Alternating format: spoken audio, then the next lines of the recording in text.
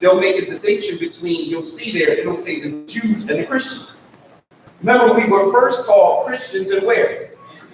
Right? So a lot of times, just like today, in all that, you have people that follow Christ that were Israelites and people that didn't follow Christ that were Israelites. So notice in this scripture, it says the Jews that followed him. Read. If you continue in my word, then are ye my disciples indeed. Exactly, because what did Christ do? What did he command the disciples to do in Matthew the 10th chapter? He told the disciples to do what? Heal all manner of what? So we have to understand the battle that's waged to keep us from demonic possession first starts in our temple. Okay? Heal all manner of sickness. Let's go read. John 8:32. And ye shall know the truth, and the truth shall make you free. Read. They answered him, We be Abraham's seed, and were never in bondage to any man. How sawest thou, ye shall be made free? Come on. Yeshua answered them, Verily, verily, I say unto you, whosoever committeth sin is the servant of sin. Exactly. Read. And the servant abideth not in the house forever, but the Son abideth ever. If the Son therefore shall make you free, ye shall be free indeed. Come on. I know that ye are Abraham's seed. But what? But ye seek to kill me, because my word hath no place in you. Exactly. So the key is keeping your vessel sin free, so that an evil spirit can't come in, regardless whether you're Abraham's seed or not, because that's a doctrine in itself. Oh, well, we're Israelites, so therefore we're going to receive the kingdom of the Most High. Not so. We still have to deal with the spirit of the law and walk in the way that Christ would have us to walk. Read. John 8:38. Come on. I speak that which I have seen with my Father, and ye do that which ye have seen with your father. Read. They answered and said unto him, Abraham is our father. Yeshua saith unto them, If ye were Abraham's children, ye would do the work of Abraham. Why? Because Abraham was what you would call the father of faith. It was accredited to him for righteousness because he believed the Most High. So we have to have this faith, knowing that in this day and time, that the Most High is going to be revealing his secrets to his servants, the prophets, and what to do from one minute to the next. What understanding to the next. Because guess what, brothers and sisters, it's almost a wrap. Everything that you see going on in the earth, this thing is almost done. Read. John 8:40. But now you seek to kill me, a man that hath told you the truth, which I have heard of the Most High. This did not Abraham. You do the deeds of your father. Then said they to him, Not born of fornication. We have one Father, even the Most High. Read. Yeshua said unto them, If the Most High were your Father, you would love me. Exactly. And the only way, brothers and sisters, and it seems so simplistic, but the mastering of the scriptures is really mastering this will. There is no way into the kingdom without Christ. There is no other understanding. Read. For I proceeded forth and came from the Most High. Neither came I of myself, but he sent me. Why do you not understand my speech, even because ye cannot hear my word? Ye are of your father, the devil, and the lust of your father ye will do. He was a murderer from the beginning, and abode not in the truth, because there is no truth in him. Exactly. Read. When he speaketh a lie, he speaketh of his own, for he is a liar and is father of it. All right, so listen, grab Mark 9, and then you're going to grab 2 Ezra 2 and we finish. So while you grab that, I'm going to read this commentary. So we're coming out on Mark 9 and 17. So we must understand that we continue in sin, we're servants to the Spirit. Yes, sir. Okay. and other rebellious angels that were brought in the earth, right? Matter of fact, grab me 2nd Ezra 2 and 38. Go ahead and do that.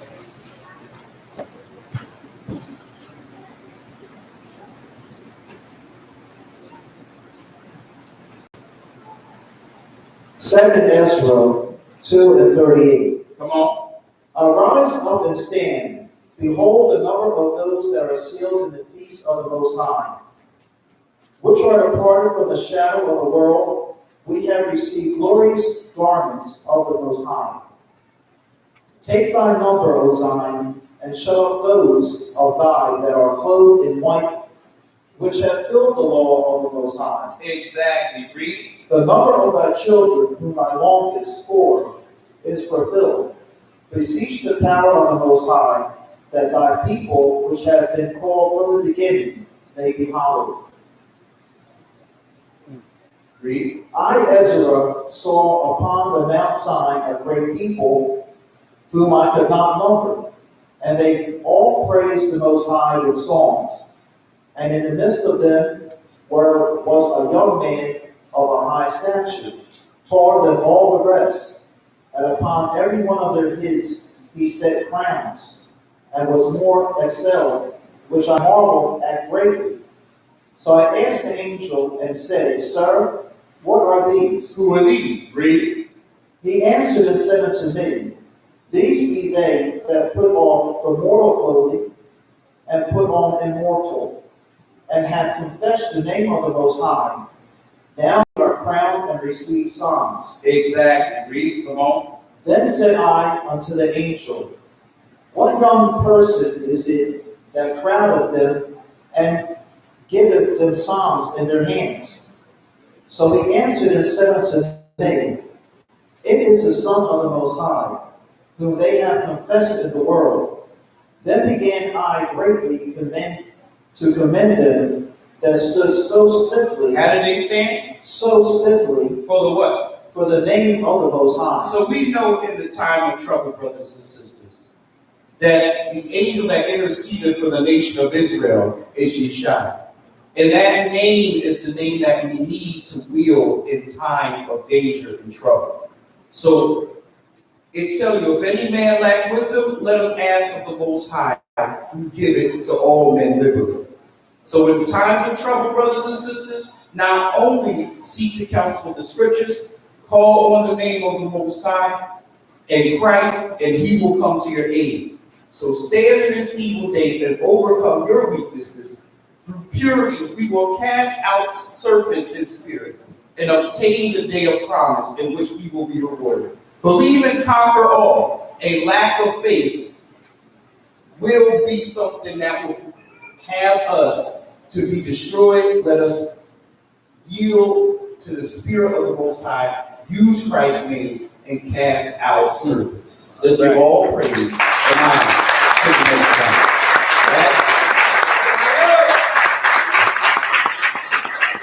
All right. I yield to my elders. Give it up. Bishop Gabar, Philadelphia.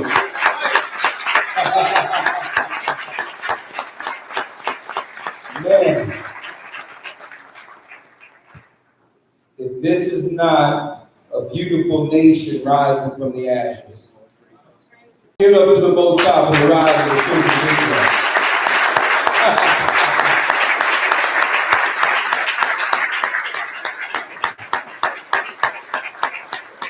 I'm not going to take too much time. We're going to get right to the point this evening. On this communion day, I said I have to come and break communion with you all. Okay? Now, first of all, I know y'all don't see me on every Sabbath, but you won't be shocked to know that I've been here almost every day of the week, getting things done in the background for you.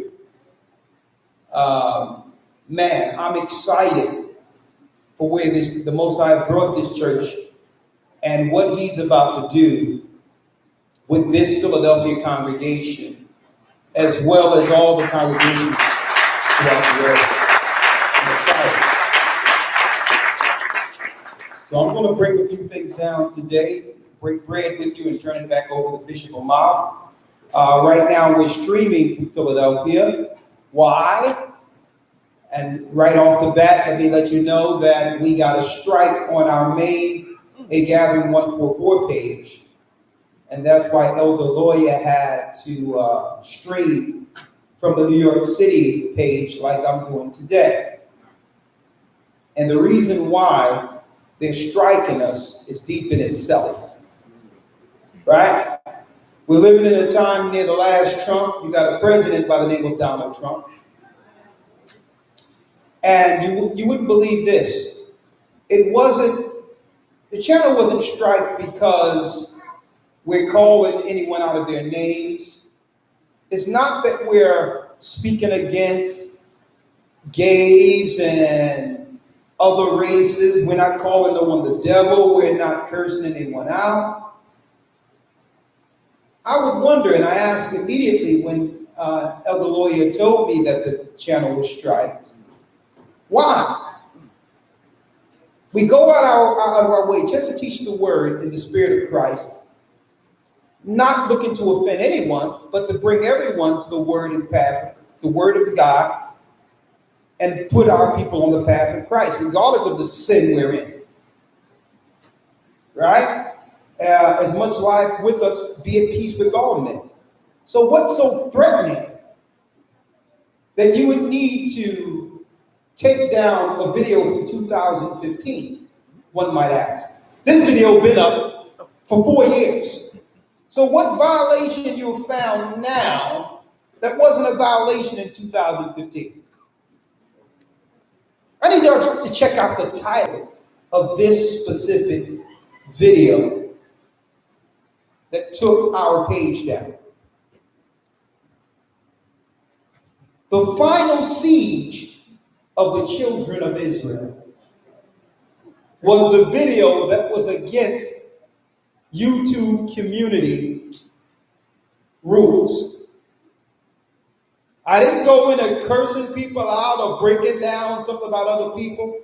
I just identified in 2015, while overseas, where the children of Israel are scattered and what plans the world government is putting in place to depopulate us all over the earth. What are they doing systematically and politically aimed towards destroying our people by showing, no, nothing of opinion, but actual factual historical documentation of what they've did to our people since 70 AD, using events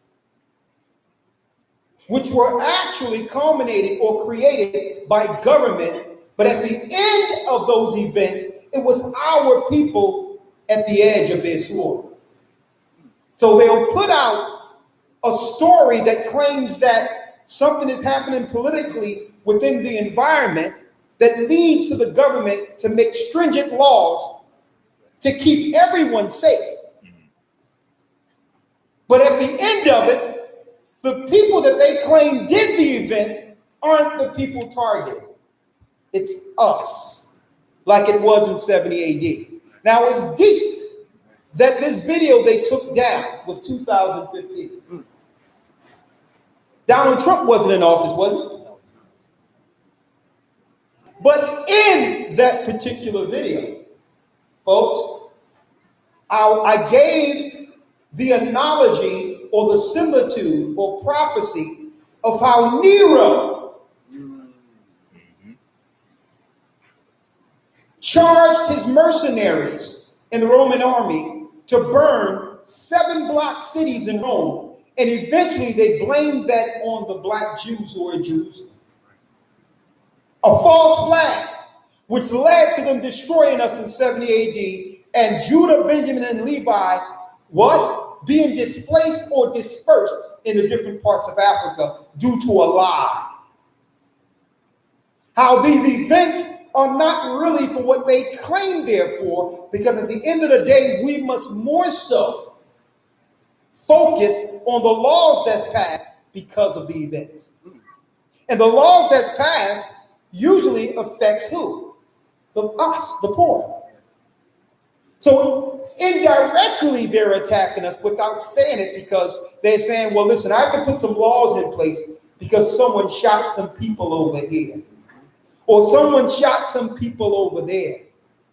And all of our people will agree with me, yeah, these crazy white guys are out shooting people, and we need to do something about these white people just losing their mind and shooting people, and have our people in agreement with it.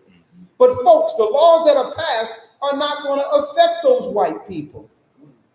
The laws that are being put in place will have it where you will not be able to defend yourself like we weren't able to defend ourselves in 70 AD. The laws are put in place to have military within your communities.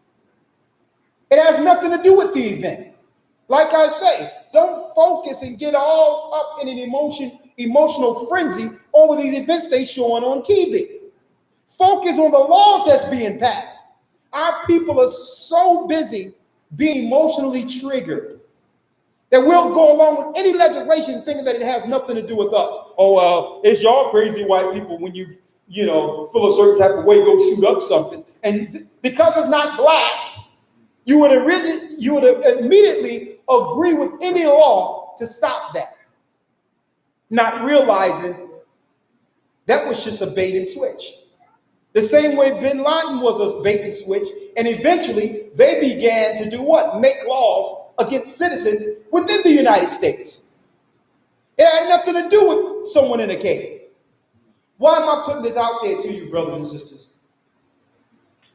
They took the video down because they don't want any people out here listening to this video today and realize that Bible prophecy was broken down by this church, highlighting the laws they put in place now.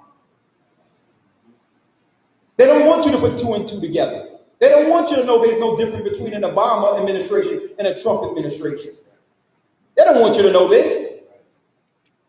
Right now, and I can go on YouTube and see how people acting a fool, cursing people out, fighting,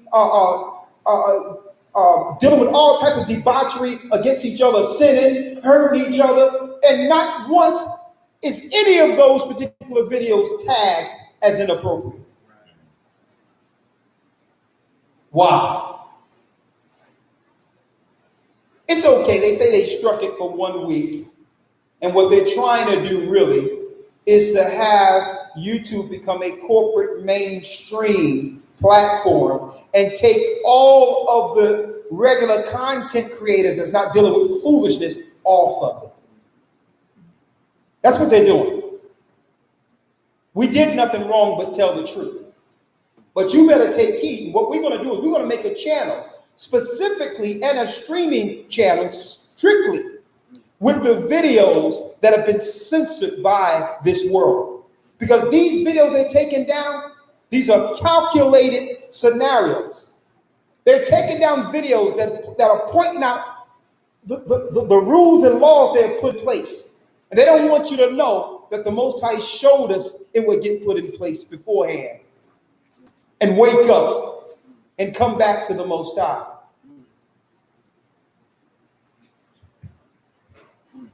And I'm listening to what's going on politically. Nero lied, and as a pretext, 7-8 years later, what happened? Vespasian and Titus had a trench around Jerusalem, killing our people with the sword. No Jews burned cities of Rome. That was a lie. They burned their own city to blame it on us as a pretext to have an army walk amongst Jerusalem for the first time. So you will see military, armed forces walking in your communities very soon. And the Bible tells us, when you shall see Jerusalem compassed with armies, Jerusalem is any place our people reside, flee into the wilderness. Know that that's an engagement. And they're not going to put these laws in place because of some rogue guy shot up someone in a mass event. It has nothing to do with that. Because you cannot stop anyone from going rogue. That's number one. And the so-called Constitution was put in place so that I can have legal protection with a gun if someone went rogue. But they're playing a switch and bait again. They're making you believe that it's a gun that's the issue. Looking to disarm the population before engagement. What we said in 2015 is happening right now. They're disarming the population and at the same time building a wall, and it happened in history before. This ain't hate speech. What I'm speaking is not my opinion. This is history. Every war was so-called provoked with an event that led to what? The New World Order consolidating power to put the whole earth in servitude since the time of Rome. And they don't want you to realize that. So never look at these individual events as anything but part of the agenda to do what? To put you in serious bondage again. Wake up. Wake up. The people in Texas, especially these Texas people, they could care less about a road guy going around shooting something because everyone got a gun in Texas. These are controlled scenarios, folks. How dare somebody come into a room where the real guys are in Texas and think they can shoot something up and not lose their life in an instant? Y'all have to wake up, folks. And in that video in 2015, what did I break down? I broke down, okay, also, really keep an eye on when they do one of these events in Texas. Because that's where the gun laws are the toughest. When I say the gun laws, the people stand for the Constitution, and they're not the toughest, but they claim that the gun laws are lax in Texas. And that's really the last battleground where they'll have a civil war before giving up guns. If you see an event in Texas, know they're about to disarm the whole United States. So they conveniently, when I broke that down and compared it into what happened in Rome, they immediately targeted that video and say, well, hold up.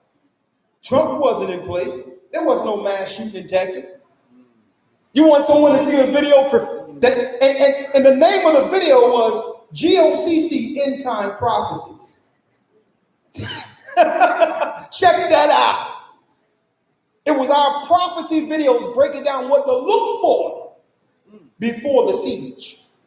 And I remember you saying you was going to repost it in the academy. And I said I was going to repost it in the academy. Yeah, remember? Yeah, I said I was going to repost it. Why?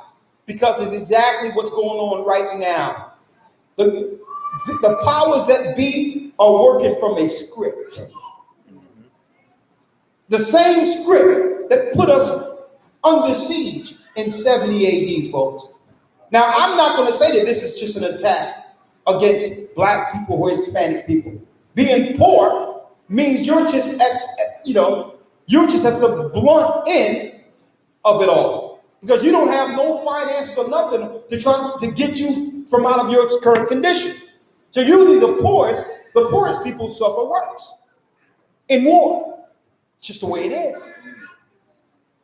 I'm not saying that only black people are going to suffer or Hispanic people. No. What you see in these events are a war against the civilian population and those who are protected under the Constitution. Period. Every right taken away under this so-called law will make every person vulnerable who feel that there's some level of protection under the Constitution. You just keep in mind, when they drafted the Constitution, it wasn't so that you can have rights. Understand that. It was to protect the elitist power in place that have enslaved us. It was never meant for us. Now that we are learning to execute and exercise some of the privileges of the Constitution, they're saying, well, no, it wasn't for you. We're taking that back. That's not for you. No, there was a shooting over here and a shooting over there. We're taking that law from you. And the only people that can have guns or protection are law enforcement and military. The power structure. Because it was always meant to be in place for the power structure to keep slaves. They needed a right to bear arms in the 1600s and 1700s and 1800s. Why? Because they were enslaving the planet, setting up colonies. You understand? It was their right to protect themselves from the people they were colonizing. It wasn't your right. So now that everyone everywhere, I'm receiving these articles too. Everyone everywhere now has a right to carry. And while I'm saying that, yes, you have the right to carry. But please do not bring no weapons into our sanctuary ever. Okay? Ain't no one gonna harm you in here. Leave your right to protection, because I believe you have the right to protect yourself in your car.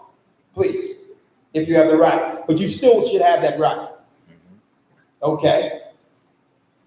And what I'm saying here, folks, these events that goes down is to do what?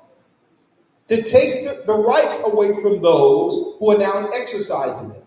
Because I'm looking, when you look at what's going on within these cities now, our people all over, everyone have a right to carry right now. Everyone is carrying. You wasn't supposed to do that. No, that wasn't for you.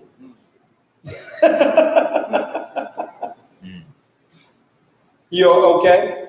So understand the first part of what you would call warfare is psychological, to make you believe there's an issue, and that's why they use the news for these events, psychological. And they'll have you in agreement with it, saying, yeah, these crazy white people shooting up everything. Let's protect ourselves. They shot up a black church. Come on, man.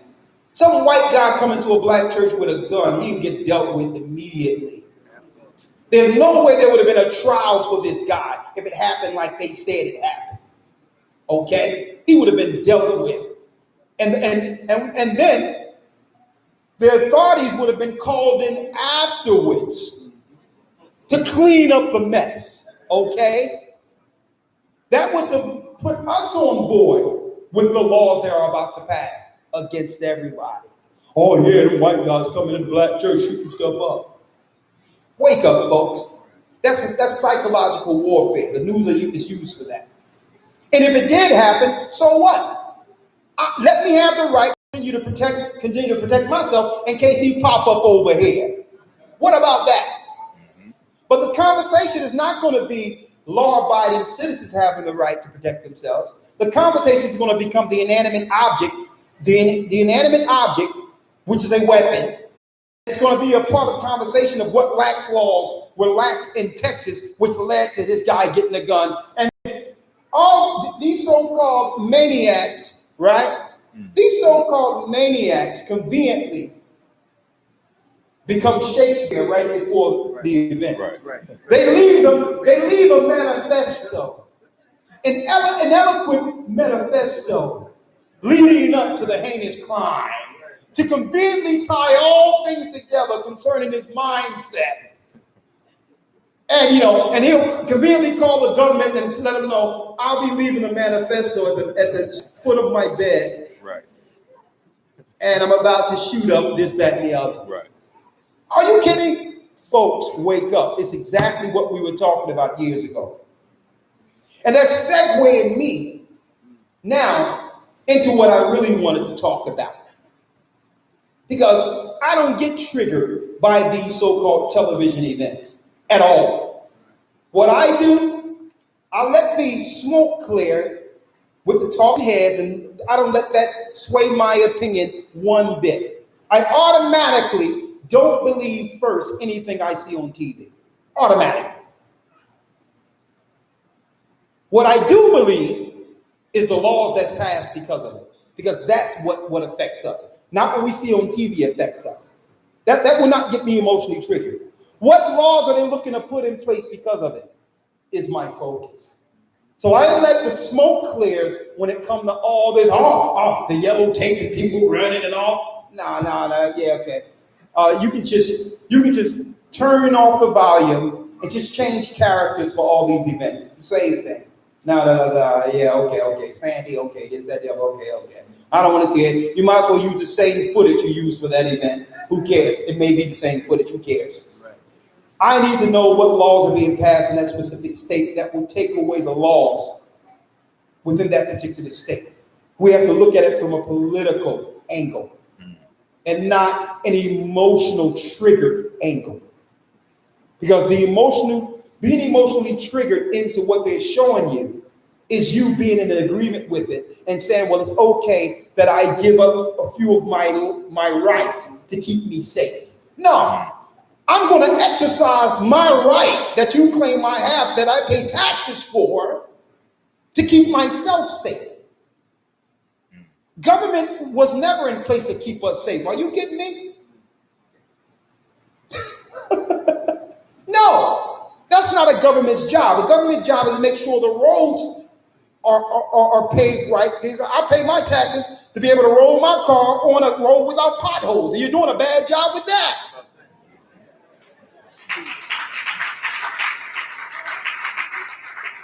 We just need you to pass laws that allow me to execute or operate righteously in the freedom that agrees with my Bible. You don't never pay. Who pays government to keep them safe? What, Al Qaeda's at the border? Okay. But if that's not the case, no. Disarming someone isn't keeping them safe, folks. Because why? The criminals don't get licenses for protection. So what you're doing is you're making the righteous victims to the criminals who will have guns, and then real events will go on, like what's going on in our communities right now. So I'm saying, folks, do not get emotionally triggered with these events. If there's something coming up, if you see a shooting or something that you read about, make sure you transition beyond the emotional triggers. Don't even look at the pictures or the guy or none of the manifesto. Don't listen to the talking heads. Go and see what gun law that's actually, folks, up for voting in that particular state. And you'll understand the reason why it's all happening. What that means for the people in that state, if you believe it happened. What laws are in place that will now take away your rights while you still have them? Okay? This is the knowledge you need to know. Because there's a certain point in these prophecies, these entire prophecies, that's going to lead to our people leaving. And here's another thing. Someone just sent me, I don't know if you sent me or another person sent me, an article not too long ago saying that there's a phenomenon going on in America. There's more black people traveling on the outside of America than at any time in history. So how would you know that if you weren't watching and examining the traveling of black people? I've never seen an article, man, there's more American Chinese people traveling all over the earth. This is inordinate. And it needs to be really examined why more Chinese people are traveling outside of America. I've never heard this for white people. All the time, even in school and other times, I hear, white people saying, yeah, I just came from a trip from over Europe, and it's normal conversation. Europe was a place on the map for me growing up. Right? That's like you going into the stars. Back then, I believe the moon, the moon landing was true. Going to Europe was like you going to the moon when I was in the 6th grade. Right? So here it is. Right? Folks, I'm going to tell you right now. Our awakening, the Most High doing his part in this prophecy, like promised, has every eye on the children of Israel. Every eye. Because now we've made it to the point of not blaming other people anymore. We've made it to the point where it's not even about them. What can we do for the prize that was promised and change ourselves is this phase. This is the phase they were afraid of. They would rather we deal on the trigger level of black-white argument. No. What can we do to change our condition instead of pointing to someone else as the blame for it? Is where we are. And that leads me to what I want to talk about today. When the Most High began to wake up our people, the children of Israel, we began to say no to a lot of things. We began to immediately say no. In the infancy stage, no, I'm not going to church on Sunday no more. No, I'm not eating pork anymore. Shrimp, crabs, and lobster. I'm not eating it anymore. No, I'm not celebrating Christmas, Easter, Thanksgiving. I'm not celebrating none of these holidays, which are holy days. Now, folks, eyes is synonymous with wise. So if they told you that it was a holy day, you would ask, holy day according to what? Because the holy days are written up in the Bible. Either they're God's holy days or Satan's. So what they did was they called it holiday so that we couldn't understand that it's an actual under Satan. They called it holiday, but it's a holy day. Okay, holy day comes with ceremonies and sacrifices. These must be in the Bible. I'm a Christian. So we immediately began to say no. But folks, this is where we're pivoting now.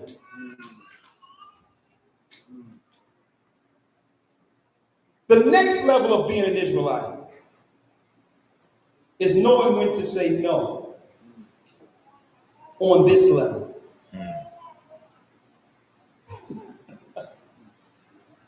Right?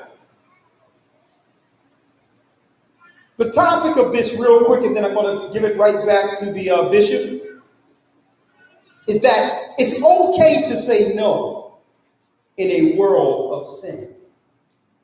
Why am I going here?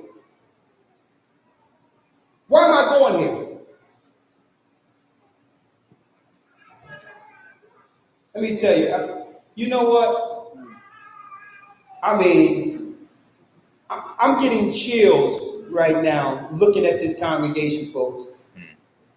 Because what I'm seeing here, right, it's a phenomenon that I didn't know existed anywhere, or I didn't even know, I never knew that I would even be a part of what I'm seeing right now.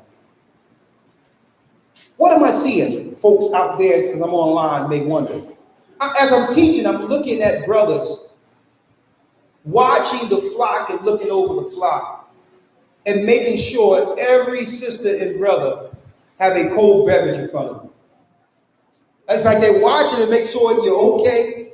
And then without you moving, a brother is coming to give you a beverage. I didn't put that in place.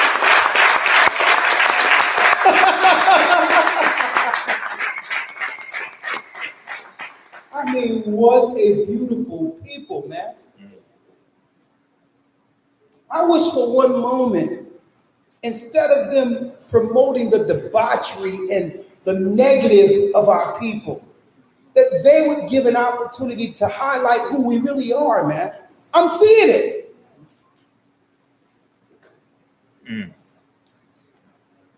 Brothers and sisters, but now here's a new level. It's okay to say no in a sinful world. I'm not going to be long with this, but the Most High gave me this lesson this morning. It's to the degree in which initially when I spoke to Bishop Amar, I told him, I'm like, just go with what you got to go with. I'm going to play the back for a minute. And I'll just come in later and just say a few things when I call him. But out of nowhere, the Most High gave me a lesson that I had to relate to you all that applies to all of us. It applies. How many times we sacrifice ourselves in saying yes for something or someone who don't appreciate it.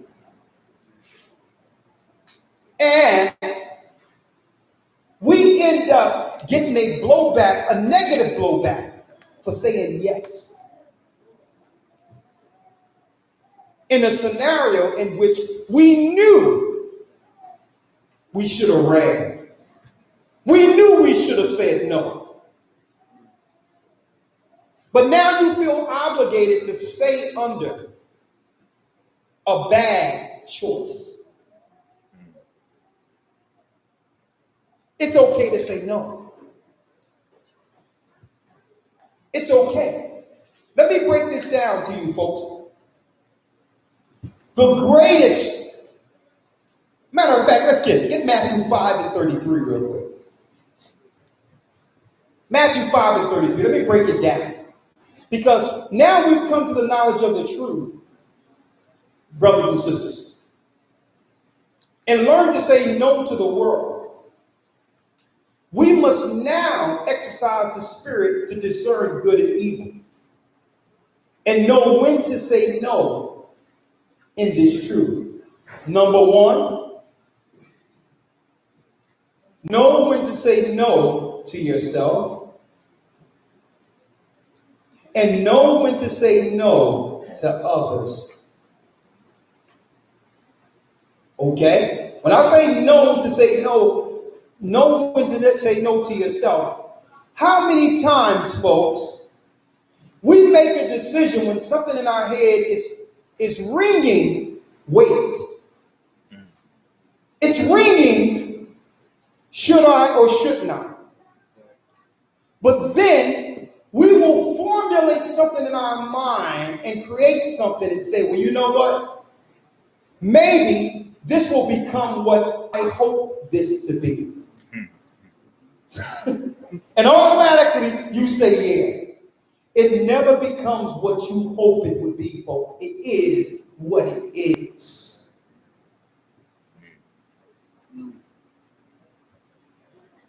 And I would like to relate that analogy to that tree of good and evil. When the Most High give you some signs where there's doubt, until you figure that out, the answer is all the way no. It's just like Sunday service. It's just like pork chops. It's just like bread and shrimp. Because why? You will never get back that time for saying yes.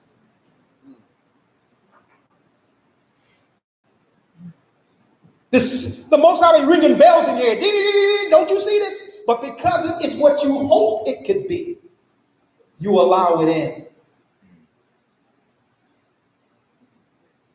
So what the Most High did with Christ is he gave each individual in this truth a goal, a walk. You are in agreement with an oath from the time you're baptized to finish. You said yes to the Most High. Through that, you made an agreement. Every yes you say going forward must be in agreement with that first. Or it's no. It doesn't matter what you hope it could be. No. Christ and the Most High is a sure thing. Every agreement I'm making in this life going forward will be a sure thing like they are. And usually when I say no, if a person feels a certain type of way about it, I understand who sent them.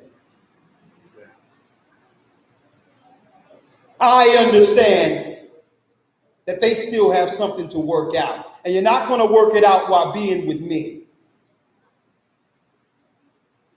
Okay? Because when you make an agreement with a person, and I was talking to the elders and my sons in the office about this. Especially if let's use relationships as an example. When you make an agreement to be with a person, the Bible tells us that when two flesh lay together, those two flesh becomes one.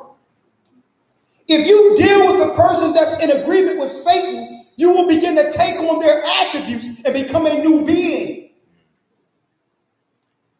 You'll think differently. Your thoughts will be differently. Your decisions will be differently because it's not just how you focus and think anymore. You're taking on someone's baggage, and now there's mental or spiritual health issues. Understand when you're making an agreement, ritual. Folks, it's an oath. And when you do make these decisions, when your mind was telling you no, it usually takes 2-3 years from your life. And then you're in it the whole time saying, well, you know what? I can make it work. When it was built on a lie. You lied to yourself when the Most High told you, run.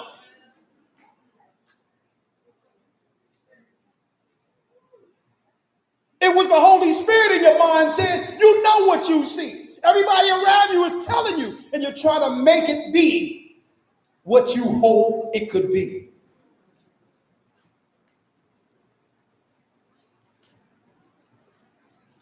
Then you begin to make an excuse for the agreement. Try to sell it as if it's all tulips and flowers and roses.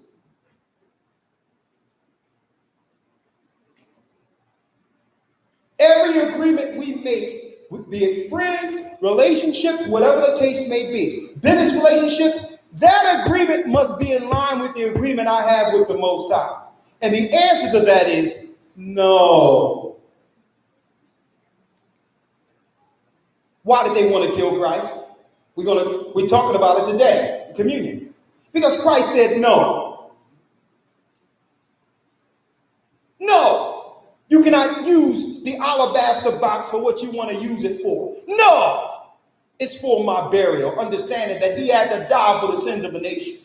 And because of this, Judas slimy went behind his back and began to do what? You got it. Began to calculate and conspire to kill him. Folks, let me tell you something what happens when you make that agreement in baptism. That you probably didn't know, but you probably know, but let me remind you. When you make that agreement between you and the Most High, some of the most heinous things you did in life comes to mind, and you're thanking the Most High that you're cleansed of it. I'm like, man, I only get one opportunity for this. So I need to think about everything I'm putting down right now. And it's only between you and him. I don't know what it is, but unless you want to confess and talk to me about it one day, but the Most High does.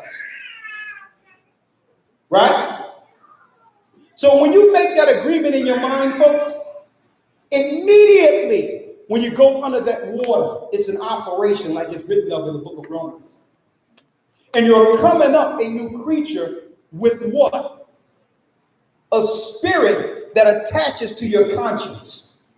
That if any choice comes before you that's in disagreement with it, automatically something comes to your mind to say, wait, no, you're going too fast. Why? Because the agreement was for the Most High to forgive those same issues that got you to the water. So when you're about to make that same mistake again, that voice is like, remember at the baptism, you asked the Most High to forgive you for this? It's about to happen again. Now, you can go into it, and you can go into that agreement. I'm going to always be here, but you're going to lose time in that original agreement you made with me. It's okay to say no, folks. So many times we compromise our morality and what's right for the sake of not ruffling feathers. Or you sacrifice for someone who don't appreciate it because what? What? Because I'm a loving person, and that's my issue, that I'm just a loving person. When we only have a short life, folks, this life is short. And why lose it on a bad agreement? That agreement that don't align with the Most High's.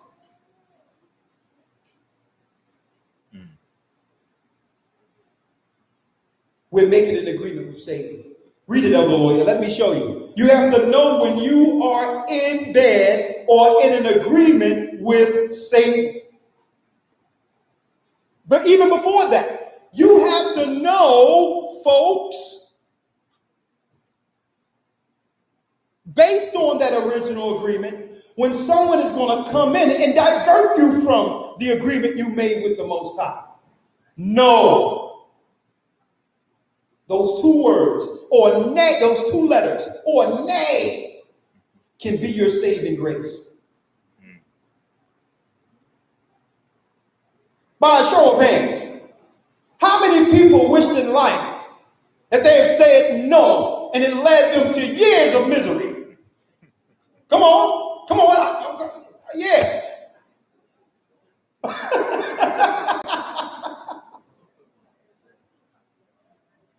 And you have some people out there who are getting mad if you say no to them.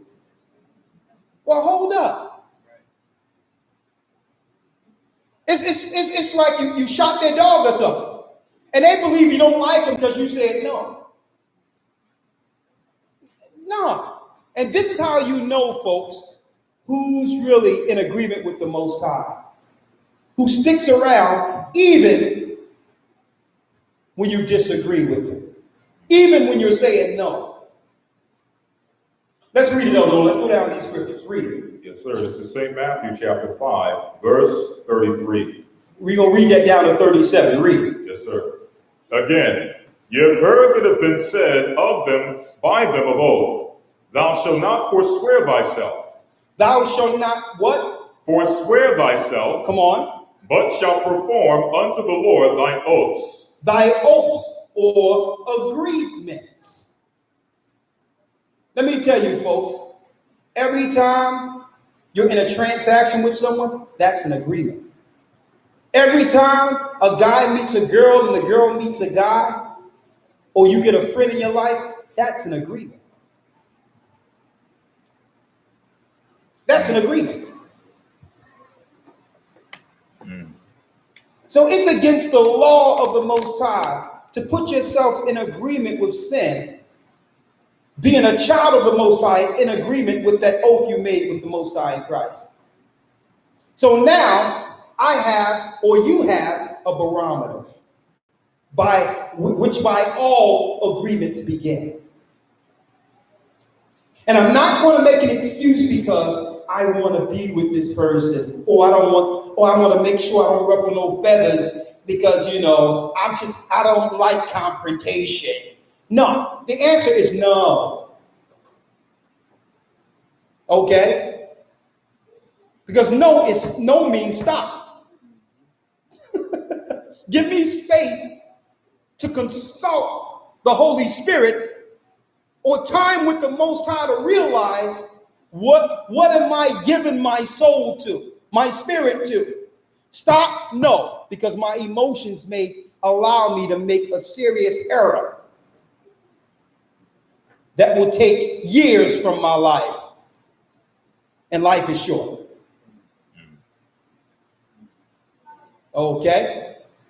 Read. Verse 34. But I say unto you, swear not at all. Come on. Neither by heaven, for it is the Most High's throne. Come on. Nor by the earth, for it is his footstool. And here it is. This is when you know you're dealing with a liar. Okay? And we all grew up with them, somewhere in our family or whatever the case is.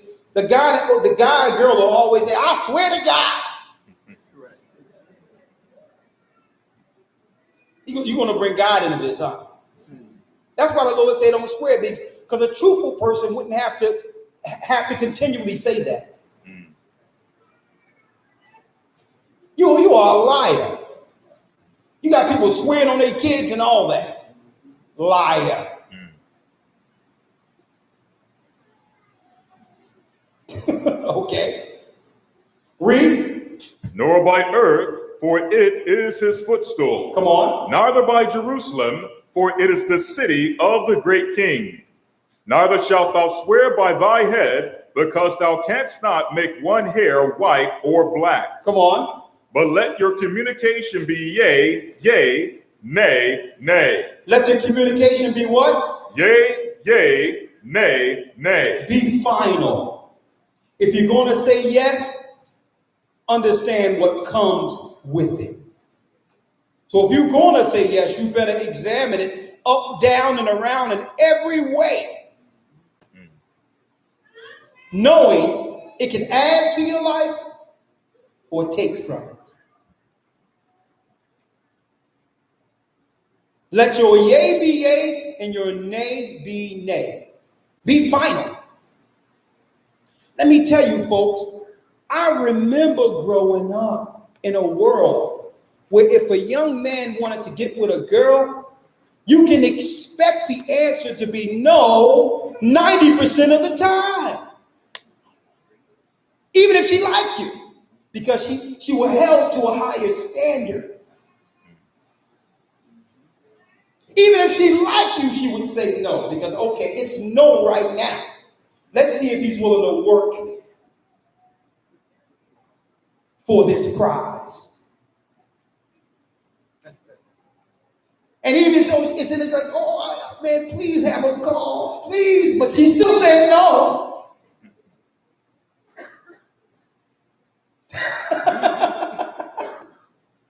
I remember that time where a guy had to know that it wasn't about just a date or saying you was cute or whatever to get with someone. Or I like how you look on this picture or that picture to get with someone. It was work.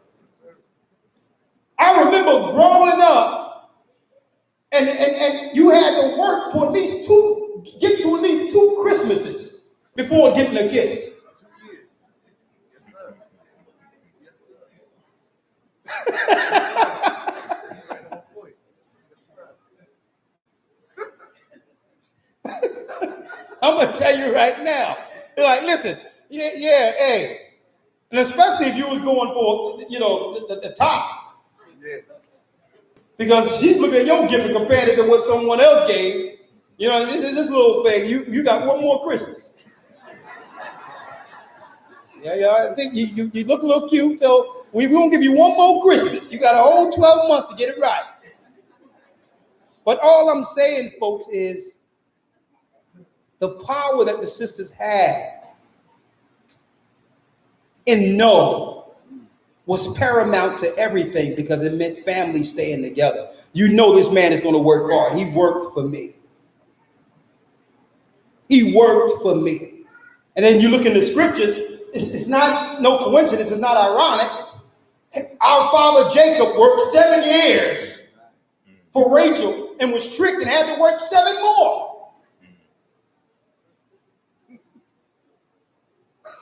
The power of no. Because if all this guy wants is a quick moment, immediately he's going to find someone easier. You have saved yourself from misery.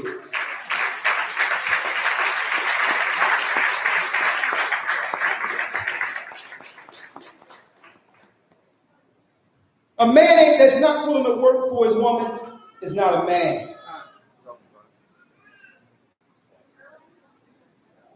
And that's the power you sisters have. And then you will think about the competition. Well, if I don't do this, then somebody else may get them. You know what? You will thank her later. You can have it. Okay? The power of knowing. Let's go to Amos 3:3, Elder Lawya.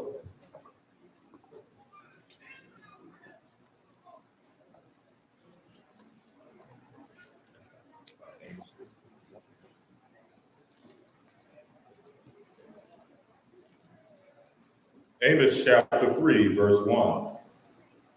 3:3. 3 is Lawya. Can two walk together except they be agreed? Can two walk together lest they be agreed? Before you walk with someone, know everything about them. When I say know everything,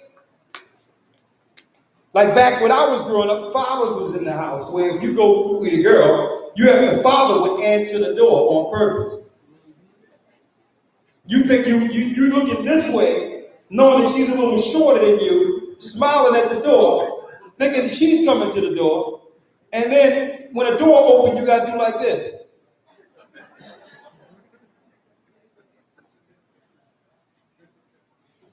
Folks, the agreement came with the father saying from the gate, from the giddy-up, boy, what's your goals? Tell me your goals. What's your father do? Is your father and mother together? And I'm like, yo, what's up with this dude? Is it an interview? She stepped to me.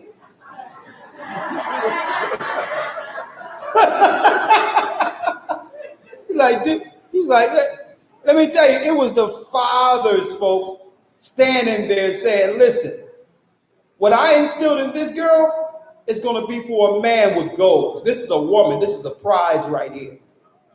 And before you come into this house, you have to let me know what church you go to back then, what church you go to, what's your goals. But of course, we're living in a world now where fathers are not there. And it's a shame to protect their daughters and be that buffer to moderate his daughter's emotions. Like, listen, baby girl. I'm not saying this for this moment right now. I'm dealing with this for 20 or 30 years down the line. Okay? So that you can get the happiness that's deserved. Two can't walk together unless they agree. You have to know that they agree with your God. Period. You can't spring something on someone else later and say, well, the things that you see now, I was going to let you know later. No, this is stuff I should have seen first. Because I'm in agreement with the Most High, because when the Most High, when I went to that water, Isaiah told me that was agreement in Isaiah 2, in Isaiah the first chapter, where it says, even though the sins are red as crimson, they should be washed white as snow. The Most High told me everything about what this agreement meant before I decided to hit the water. And I'm not going to find out about you later.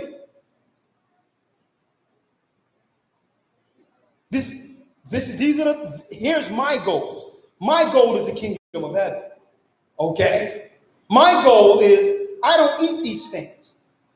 I don't go out and do what the world does. I serve the God of Israel.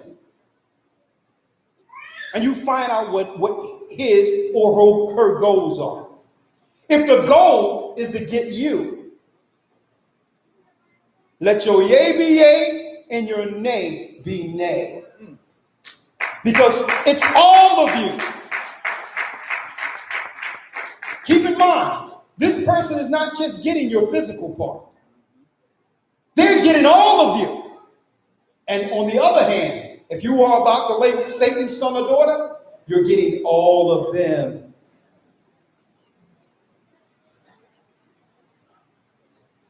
Two can't walk together unless they be agreed. I need you to jump right down Let's go Ecclesiastes real quick. 4:22. I need y'all to check this out, folks, how you must make this a what you would call biblical interview when it comes to having a friend, someone in your life, or even looking to one day have a husband or a wife. Let's read Ecclesiastes 4:22, some wisdom. Read. Ecclesiasticus chapter 4, verse 22. Accept no person against thy soul. Read it again. Accept no person against thy soul. Read it again. Accept no person against thy soul. Accept no person against thy soul. Some people get when you get with someone and believe you want to change that person within the relationship. They are against what you believe and know.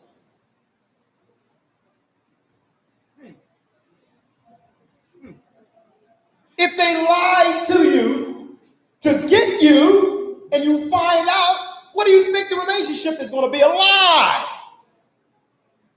The whole thing is a lie.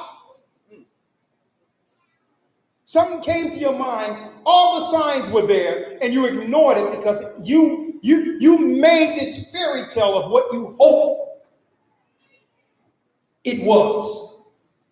Oh, the Most High must have sent him or her. That had to be the Most High. I came outside and I went to get my keys, and I came back, and if I wouldn't have got my keys, we wouldn't have ran into each other. It must have been the Lord's divine intervention. And you sitting there with Satan's son or daughter saying hello. I don't believe in no coincidences. And guess what? Satan does. That's what you say. I don't believe in no coincidences. Trying to bring God in it. Right. Satan doesn't either. He presents the tree of good and evil and have it where you have to make these decisions. Because when it comes to the Most High, there's no decision needed. When it's right, it's clear. Anytime you have to make a decision, yes or no, 9 times out of 10, if no is in there, evil is in the midst of it. The Most High is not the author of confusion. And the Most High is not, he's not emotionally driven. Okay? It's your actions that endear a man or a woman with the Most High. It's not how you look. He's not carnally driven. So when we are making an agreement with someone, your decisions cannot be carnally driven. It has to be, first of all, what agreement do you have with the Most High? And don't try to be with a person or have an agreement with the person and then later say, well, yeah, I can bring them in later. No, that phase comes first. The phase of convincing them to get with the Most High comes first, not afterwards. Because once you're in agreement, you can't go back now. You're like, yo, you agree with me like this. You knew who I was. I'm not changing. People don't change. That's another thing, folks. People usually don't change unless they're under the agreement and have fear of the Most High. And even that, they're still the same person. It's just now they have the spirit to discern good and evil and to buffet and keep that sinful man or woman in subjection. But it's still the same person. People don't change. So don't think you're going to get with somebody and that you're so special that they're going to change for you. That don't exist. You are who you met. You're with who you met. Folks, read it again. Ecclesiasticus chapter 4, verse 22. Come on. Except no person against thy soul. Except no person against your soul, against what you know is right. Because it's just Satan throwing stuff on the road to divert you. Don't accept a person against what you know is right. You'll lose 5, 10, 15 years. Probably a few kids sprinkled in between. That's 18 years. Don't accept no one against what you know is right and try to excuse it. Because once you're with a person, you'll bind with that person, and that's half you. All the stuff you disagree with, you're going to find yourself doing those things. Because now you've made a union with Satan and have binded yourself with a spirit. Let me tell you, folks, like I said before, and I mentioned it in many classes, going back to relationships, every time a man and woman does whatever they do that bring forth children, it's a spiritual moment, one way or the other. It's a spirit for the heavens, or you will bring forth a spirit for hell. It's a ritual almost. Every time. Because you are exchanging spirits the same time. You will find yourself saying some of the things this person say without conscience, without even thinking. You'll allow your attributes, some of what you do, without you consciously thinking about it. You're going to find yourself doing it, and someone looking from the outside be like, man, she walks like him. What is this? Certain sayings and all that, because you've actually exchanged spirits. That's scary if you're with Satan's son or daughter.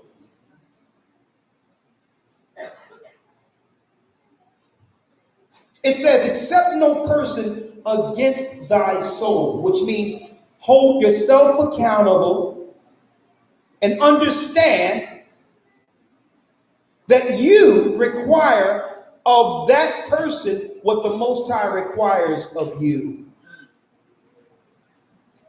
Period. And if they don't fit the bill right now, guess what? We're not ready for this. We're not ready for this. I don't care how either of us look.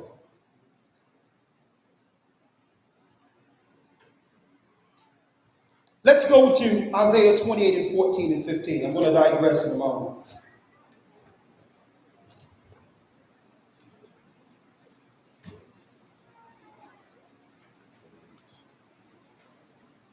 Isaiah chapter 28, verse number 14. And don't forget when the Most High says, man, I'll tell you this, man.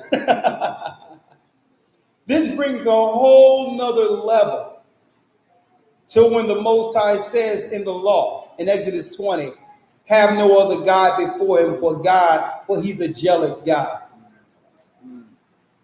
We make an agreement with the Most High first to fulfill our purpose towards his kingdom. And then link in with a person who's serving another master. Now the Most High, oh, you made an agreement with me. What's this? How can you make an agreement with me in hell too? Read it. Isaiah chapter 28, verse number 14. Come on. Wherefore hear the word of the Lord, ye scornful men that rule this people which is in Jerusalem. Come on. Because ye have said, we have made a covenant with death. Have made an agreement with death. Read. And with hell. And with hell. Are we at agreement? Are we at agreement? A lot of us don't realize that this perpetual curse we're under is because we continually make agreements and a covenant with death and hell and excuse it. Continually. Read. And with hell we are at agreement. When the overflowing scourge shall pass through, it shall not come unto us, for we have made lies our refuge. We have made what? Lies our refuge. Excuses. Hiding what you know is true. You've made lies your refuge, making an excuse for your agreement. How many times we make an agreement for something or make an excuse for something we know is wrong? Man, we're good for that. Oh, no, it's just a bad day. No, it's not a bad day. That's a bad life right there. That's a bad life right there. You ain't pulling me into no misery. Let's go to Isaiah. Let's go now to Romans 6 and 16. And we're going to go down to the 22nd verse. This brings a whole nother level to God being a jealous God. You made a covenant and an agreement to stay on this path as a vessel for the Most High. And then we connect ourselves to what? Sinful vessels.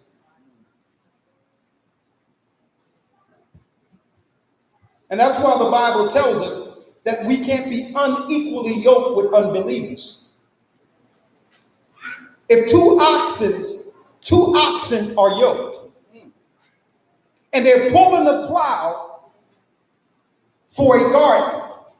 Suppose one ox is going this way stubborn, and the other ox is going that way, yet they're yoked together.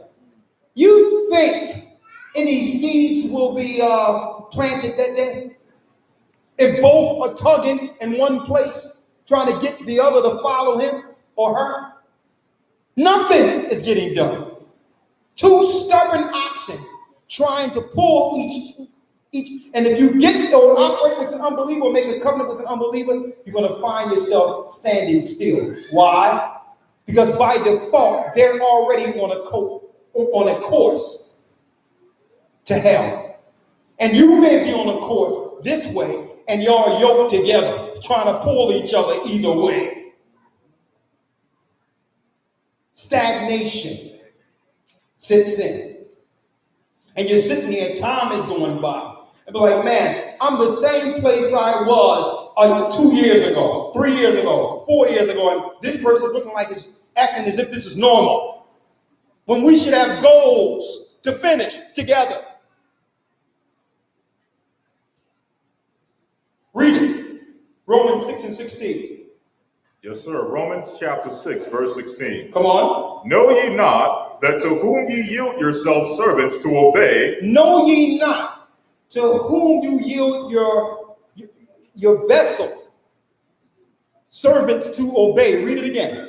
Know ye not that to whom ye yield yourselves servants to obey? To obey. His servants ye are to whom you obey. You're a servant to whom you obey. Christ tells us there's only two masters. There's only two masters. Hold that and get Matthew 6 and 24 and come right back. Yes, sir. Understand when you're making an agreement with anyone, folks, that there's only two paths and two masters for this agreement. Either you're making an agreement with the Most High to finish your purpose with him, or you're making an agreement with Satan. There is no in between. Let's read it. Matthew 6 and 24. No man can serve two masters. No man can serve two masters. I don't care what they tell you. How many religions in this earth? There's only two forces in this earth, good and evil. There's only two masters at variance one against another. The Most High and Satan. That's it. Anyone that's in the middle, Christ said, is already spewed out. They're on the other side also. The lukewarm is still being controlled under Satan. Read. For either he will hate the one and love the other, or else he will hold to the one and despise the other. Look at that. So by default, if you're with the Most High and making an agreement with someone who's down with Satan, understand this person hates the God you serve. Okay? And how much of that hate will eventually, sprinkle down on you? Because now you're doing something in disagreement with their actions and their purpose in life. So eventually that hatred they have for God, once the newness is gone and all that, will be focused on that servant. And that's why it says in Romans 16, understand to whom or to what we yield our vessel to. Because every time you yield your vessel to something, you're in agreement with it.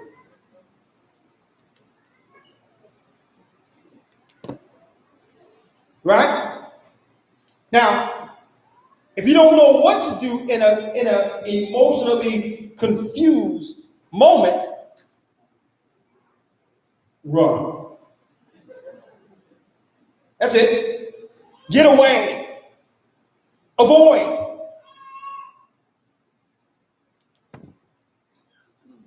Know yourself. Read it. Romans 6:14. Know ye not that to whom ye yield yourselves servants to obey, his servants ye are to whom ye obey. Come on. Whether of sin unto death, or of obedience unto righteousness. But the Most High be thanked that ye were the servants of sin, but ye have obeyed from the heart that form of doctrine which was delivered you. Come on. Being then made free from sin, ye have become servants of righteousness. We are now being free from sin, have become servants for righteousness. See? That means we made an agreement to do what's right, opposed to how our people are portrayed on this earth.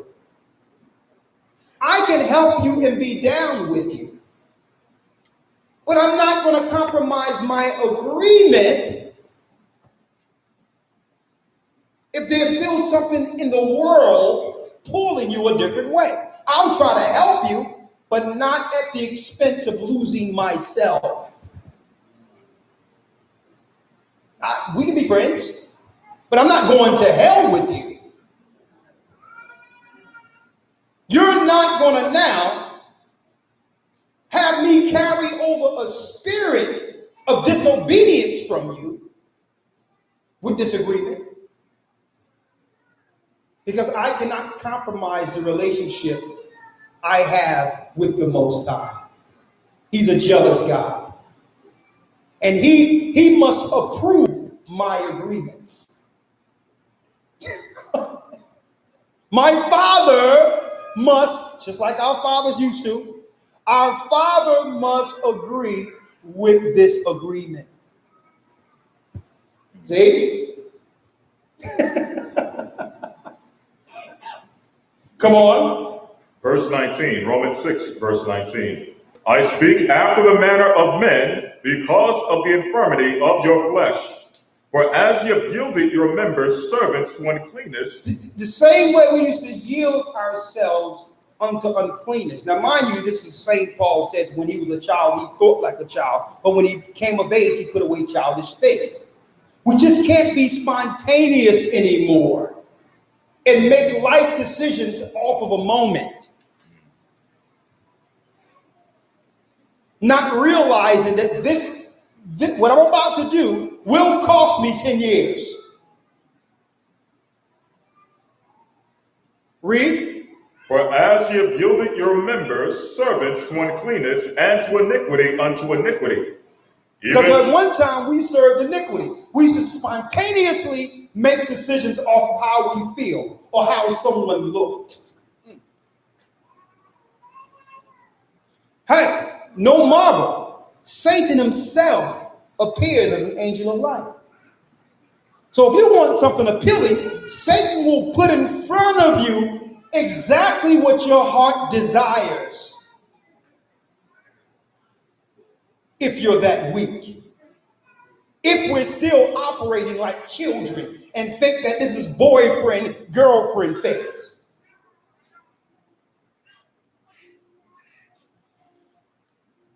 What verse you at, Elder Lawya? The end of verse 19. Come on. Even so now yield your members servants to righteousness unto holiness. See that? Your body belongs to the Most High.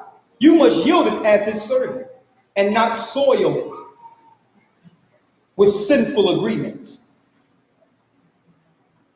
See? Are you following me here? Read. Verse 20. And I know how it be. Oh my God, but he's so cute. Oh my God. And then other people come. This is how they get you. It ain't that you think a person cute. Someone else is like, I think he's looking at you. And you in your mind be like, well, hold up, he's not looking at you.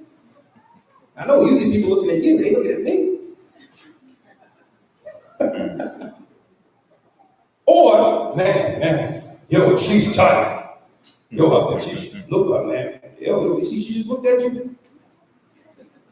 Now, the carnality in a person would immediately be like, oh, yeah, man, let's do. Where's she at?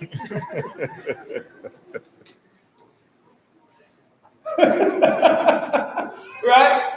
Because why? Everyone, to some degree, don't mind a little compliment here, there, and the other, right? But we have to understand what we're yielding our vessel to. Mm-hmm. Right? We have to understand that. Read. Romans 6:20. For when ye were the servants of sin, when we were under sin, you were free from righteousness. We were free from righteousness. What is righteousness? Listen, it's about getting my swerve on right now. I'm not, the church is telling me I'm under grace, and I'm about to execute all that grace today.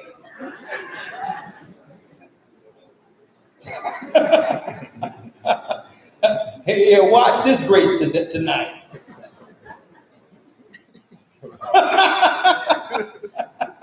I'm about to this is grace night.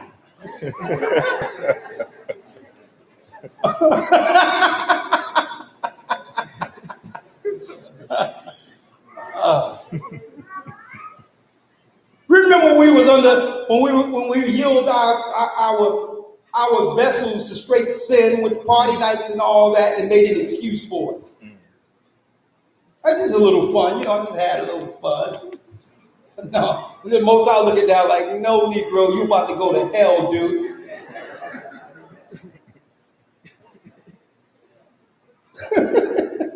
Trying to downplay it as if that wasn't hell night. I'm under grace.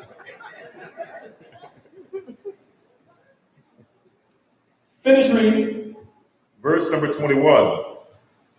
What fruit ye had then in those things whereof you are now ashamed. Now we look back at it and be like, you know what? We were tripping. The Most High should have jacked me a long time ago. Maybe that's an old word. I don't know. I've asked my son, do they still use jack?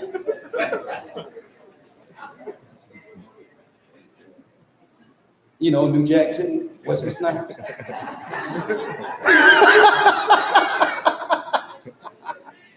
You a new Jack. Anyway, come on. Verse 21. What fruit ye had then in those things whereof you are now ashamed. We are now ashamed of what we used to be. Some of the decisions we used to make. But how can we continue to make those mistakes in the truth? No more are we making relationships based on what we hope a relationship will be. No, what I hope, I need to see now. I'm not hoping anymore. I've been hoping for decades. from one agreement to the next, one relationship to the next. I give it my all and hope it works out. Nah, no more hoping. You're going to be right before I yield my spirit and my soul to you.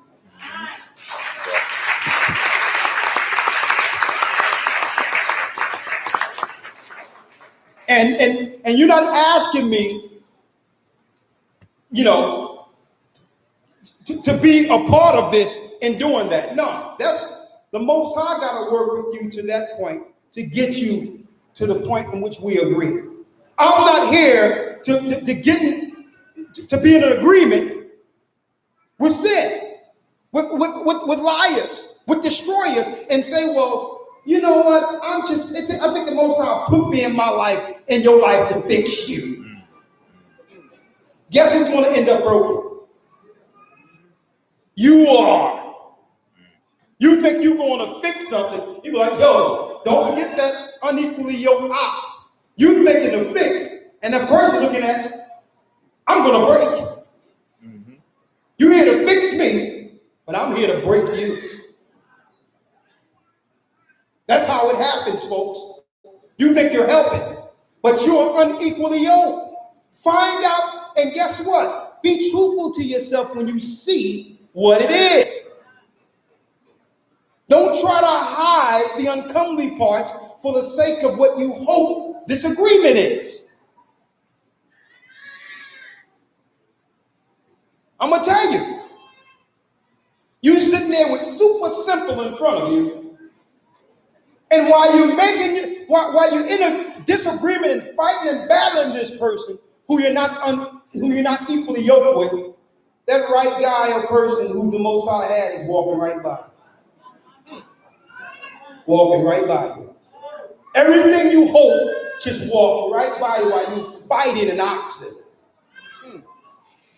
Just wasn't patient enough to wait for the Most High to give it to you. You say that you're down with the Most High, you love the Most High, but yet he says, with patience possess ye your soul. Why you don't wait for me then? If you down with me. I know what you want. I understand what you desire. Why don't you wait for me?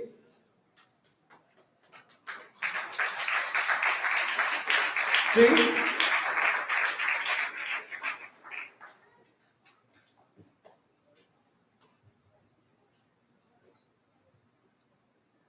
With patience possess ye your soul. That's why Paul wrote, it was through the Spirit, he wrote this. If you're loose, don't seek to be bound. If you're bound, don't seek to be loose. Why? Because if you loose, it's the time that's your relationship with the Most High. And he'll know when it's ready, because he'll send someone to you like he made Eve for Adam. He will send that person. But if you're loose, you don't need to look for nothing. Stay in your relationship with the Most High and build. And while building, prepare, because he has something great for you.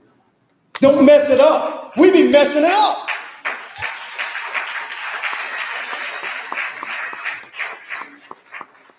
And don't envy the wicked. Don't be downtown and seeing people holding hands and family and think, oh, this is what I'm missing. When these people go behind their picket fences and houses and they're closed doors and throwing blows you can't see. The wife throwing the iron and all that. The ironing board, he's ducking. But yet they got to put on a facade in public. That's part of the facade, folks. So don't envy the wicked when you see them together and think, well, this is what I want, and you rush and make it an agreement with Satan.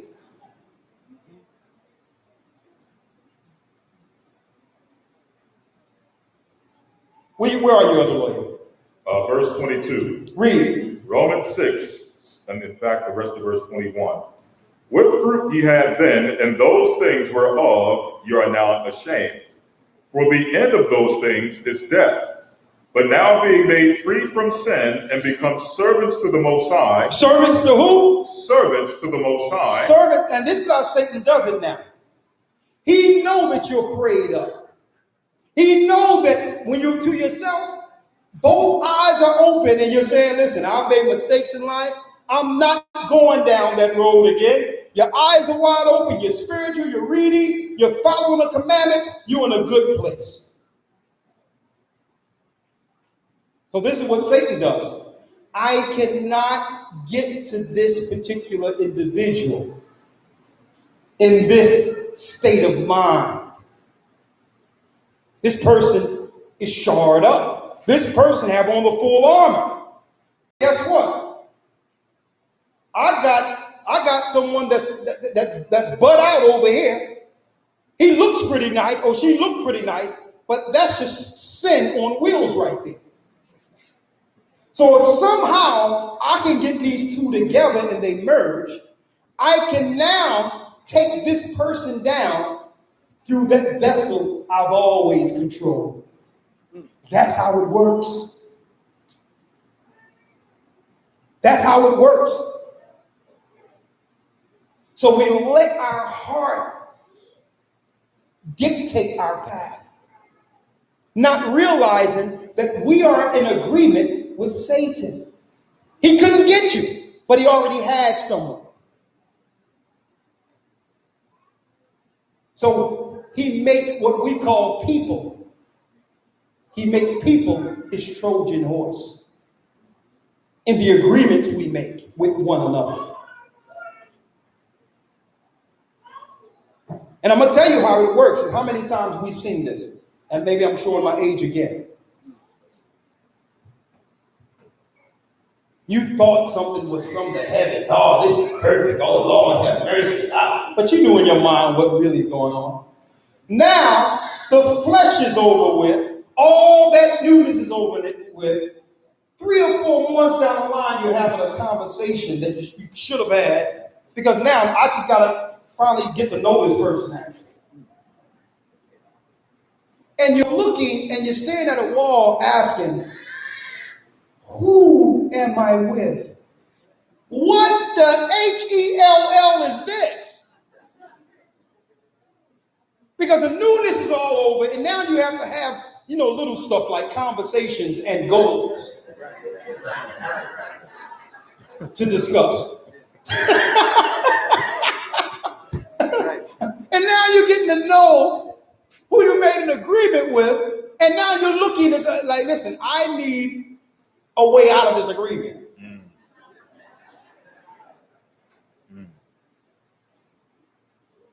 Because now all the fleshly part is gone, and you listen to the conversations and the worldly conversations, because our conversations inadvertently, even without us know, be in the heavens. What we talk about is different. And you see this person talking about absolutely nothing. And not only that, it doesn't matter how good the person looks. It has an effect on the attraction that you thought existed. Because you can't even have a conversation with the person. How can you spend the rest of your life and have children and set a goal or path for the kingdom with this person when you can't even talk to them?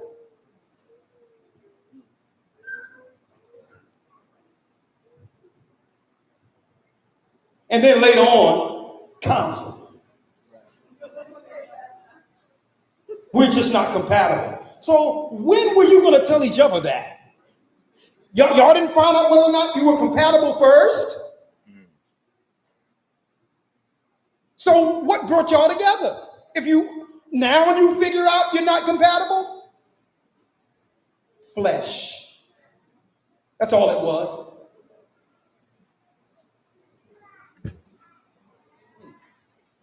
What's next? Verse number 23. Before you go to 23, let's stop that because I'm about to digress now. I think they get the picture. Let's go to Matthew 4 and 10. Joshua 24 and 15. Before you go there, let's go to Ecclesiastes 5 and 9. And we're going to end it with those two. Yes, sir. Ecclesiasticus chapter 5, verse 9. Winnow not with every wind. Read it again. Winnow not with every wind. Say it again. Winnow not with every wind. winnow not with every wind. This is something that for years I've been trying to, tell my son. Right? When you're young, especially when you're a person who used to be in the life of the party, you have to think about your agreement with the Most High. Because inadvertently, people just like you around because they need someone to stir the drink for the party. They need that light for the party, or that comedian, or that person. So you can be a person where if there's a party or a get together, he must be there, or she must be there because it makes the party or the gathering more interesting.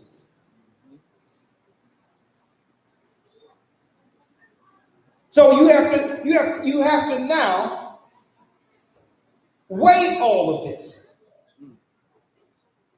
What I found after finding this truth is that the same parties that were going on when I was 20, 30 years old are still happening now.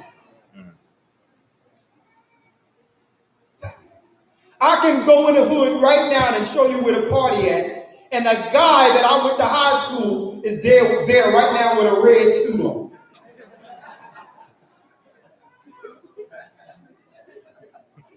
The same red suit.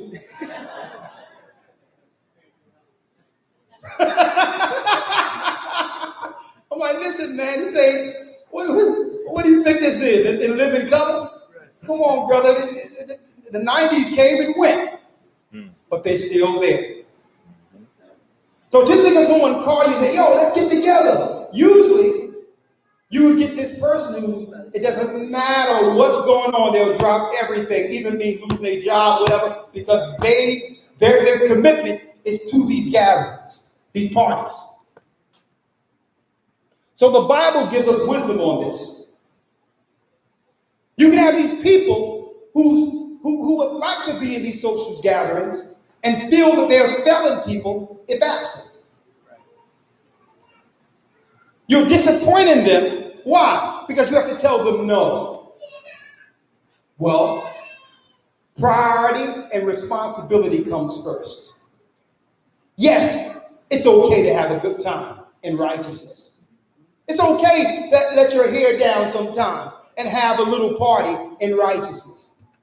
But that can't be life and all exist in your purpose.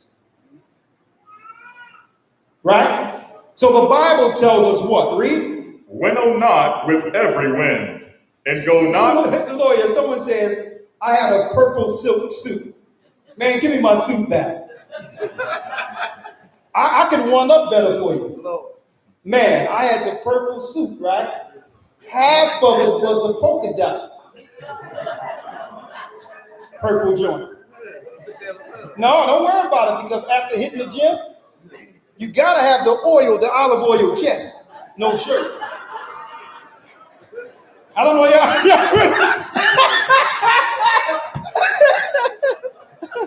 I was hurting the game, boy. Don't be cruel. I remember those days, boy.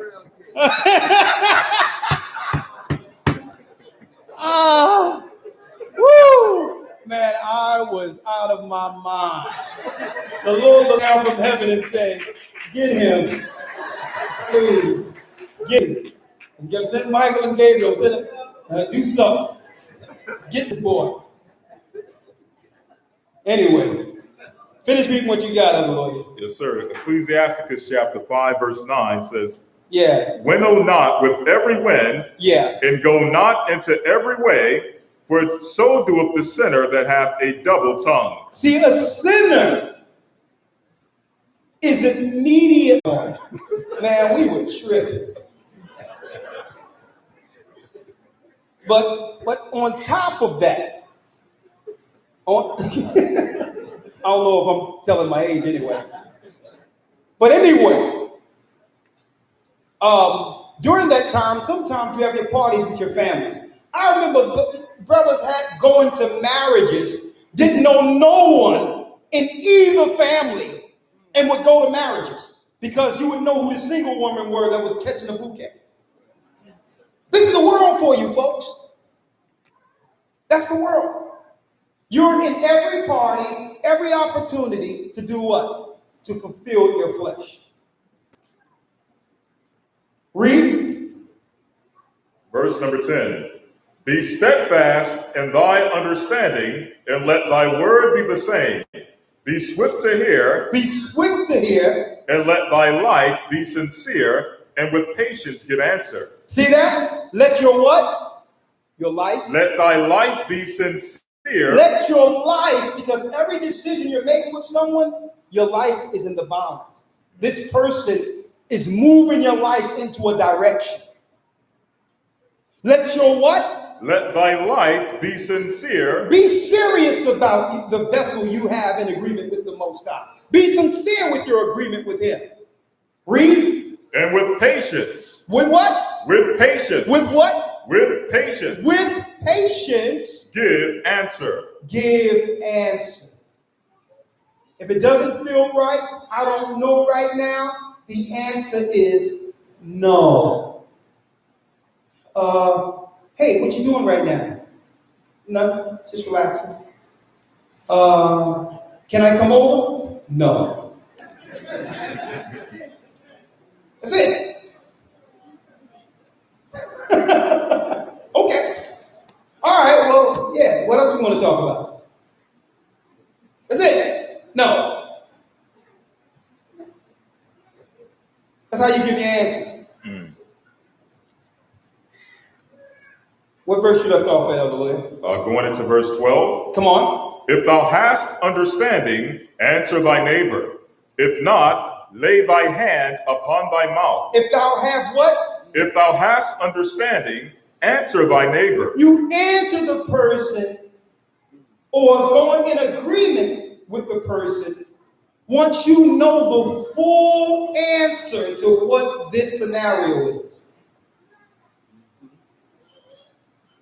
Okay? So you're not walking into something blind. Know everything and then give an answer. That's what wise people do. Read. If not, lay thy hand upon thy mouth. And if you don't know what to say in an instant, don't say anything. Like, listen, I don't know what this is right now.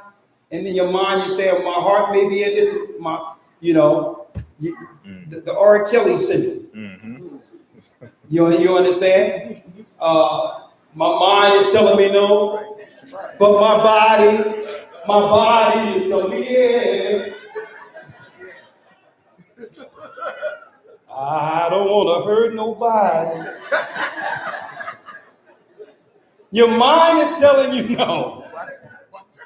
So just hold your mouth, chill. Now, what's up with this dude? His mind is telling, that's the Holy Spirit right there, buddy. Listen. Right? That's Romans 6 and 16. Mm-hmm. Know to whom you are actually yielding your spirit to. Mm-hmm. If your mind is telling you no, you have a conscience. Mm-hmm. Follow it.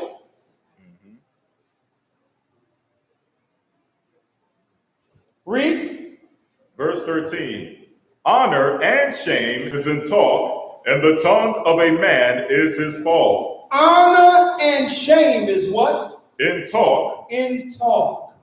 And the tongue of a man is his fall. And a tongue of a man is his fall. And here's another level on being in agreement with someone who's in agreement with the Most High. When you are in an agreement with someone who's from the other side, everything you say is being chronologized to be used one day against you. How many times you thought telling your friend something in secret or in confidence was the right thing, and the next thing you know, your business was all over the place? You have a person who's only there to do just that you believe is a friend. Watch your mouth around people. Watch your mouth. And listen, to us, because we're together, this seems like it's normal how we interact. Folks, you are an anomaly while operating on the outside of these doors. You're different, and everyone see it outside of you. Understand that. Watch what you say in the presence of a sinful and wicked world. Understand this. Last scripture. 2 more and that's it. Joshua 24 and 15. Read it.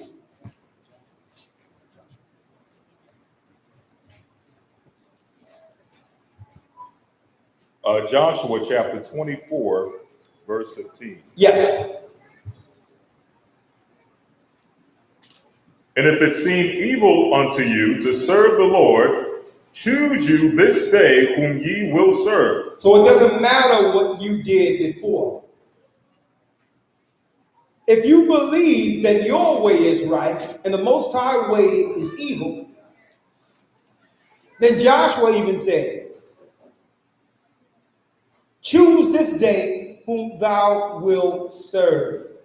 You keep the agreement or the oath that the Most High made with us to make it into the kingdom of heaven, or serve Satan.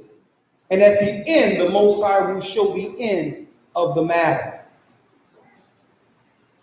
Fire and brimstone. Folks, use the power the Most High given you, that Christ gave us, to say no. And if you're not sure, do what? Run. All right, okay.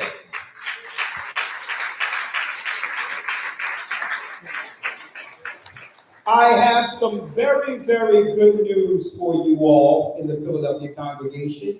And it's a blessing that that I'm able to announce this on a day in which we are about to take communion. Right? Number one, look at the sanctuary, right? And what the Most High has done. In the back, right? Nice. And give a round of applause for the brothers and sisters and the sisters that have done the decoration and have put together the food to our church. You should have seen when they came in here to inspect, to try to see what's going on in here. It was like that landlord on waiting, coming to America. Man, what y'all do with this place? Right. They couldn't believe what it was like. What? And it's your work, brothers and sisters. It's royalty. You are royal.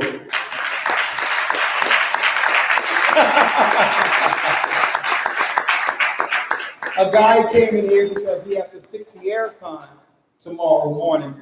Monday morning, between 9 and 10, I'll be here. And when he came in here with his sons, he seen the banquet and all those things placed. You know, he's a white guy. And you can tell that, he believed, he seemed like he was a good guy. We had to have the aircon refitted. And out of nowhere, I called this number and he says, where are you? And I'm like, I just need somebody to fix the aircon for the studio in the back. I'm going to tell you about that in a moment. He was 5 minutes away in the truck with his sons and say, man, I'm 5 minutes away from you. All the numbers I called online to get this thing fixed, he was only at the Wawa around the corner. He comes in here, Lawya, and he looks around. He says, man, my daughter might be married the same time or October next year. It would probably be good, sir, if we can have something here. He says, our church is across the street where we go at, but I would like to have the reception here. Seeing how it was decorated and all that. Wow. Right? And it was just a blessing to see how even when the other nations come in and the other people come in, it's really a compliment to the work and the dedication that all of us, you especially, our body have put here in Philadelphia. And as to represent the kingdom of heaven on earth, I'll tell you.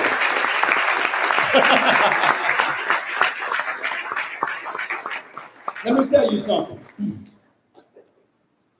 We have a full-fledged studio in the back, right? Now check out how it's going to happen. We're going to have the sound, as you can see, we put the plexiglass there. The sound person not only dealing with the full-fledged studio, and we have a studio booth, all that's back there. And then we got a line coming out to the stage now, where the stage is going to be broadcast level. No longer as soon will we have the tables here. There will be two clear acrylic Gathering of Christ Church podiums with the cordless microphones where we can broadcast at broadcast quality online or around the world, like you would see the other ministries doing, as well as high quality here. Now check this out. We have an automatic screen here. We're going to have documentaries and all that, knowledgeable documentaries, like the Pattern of Evidence, like the one me and Elder seen on Thursday nights and all that, where we can come through and build our knowledge from movies and have different movie nights for the children and all that during the times of the winter. Right?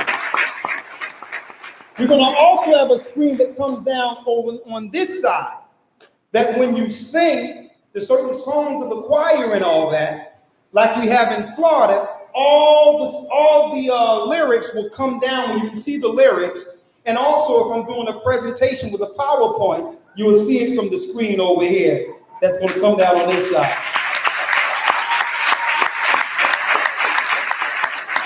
Right?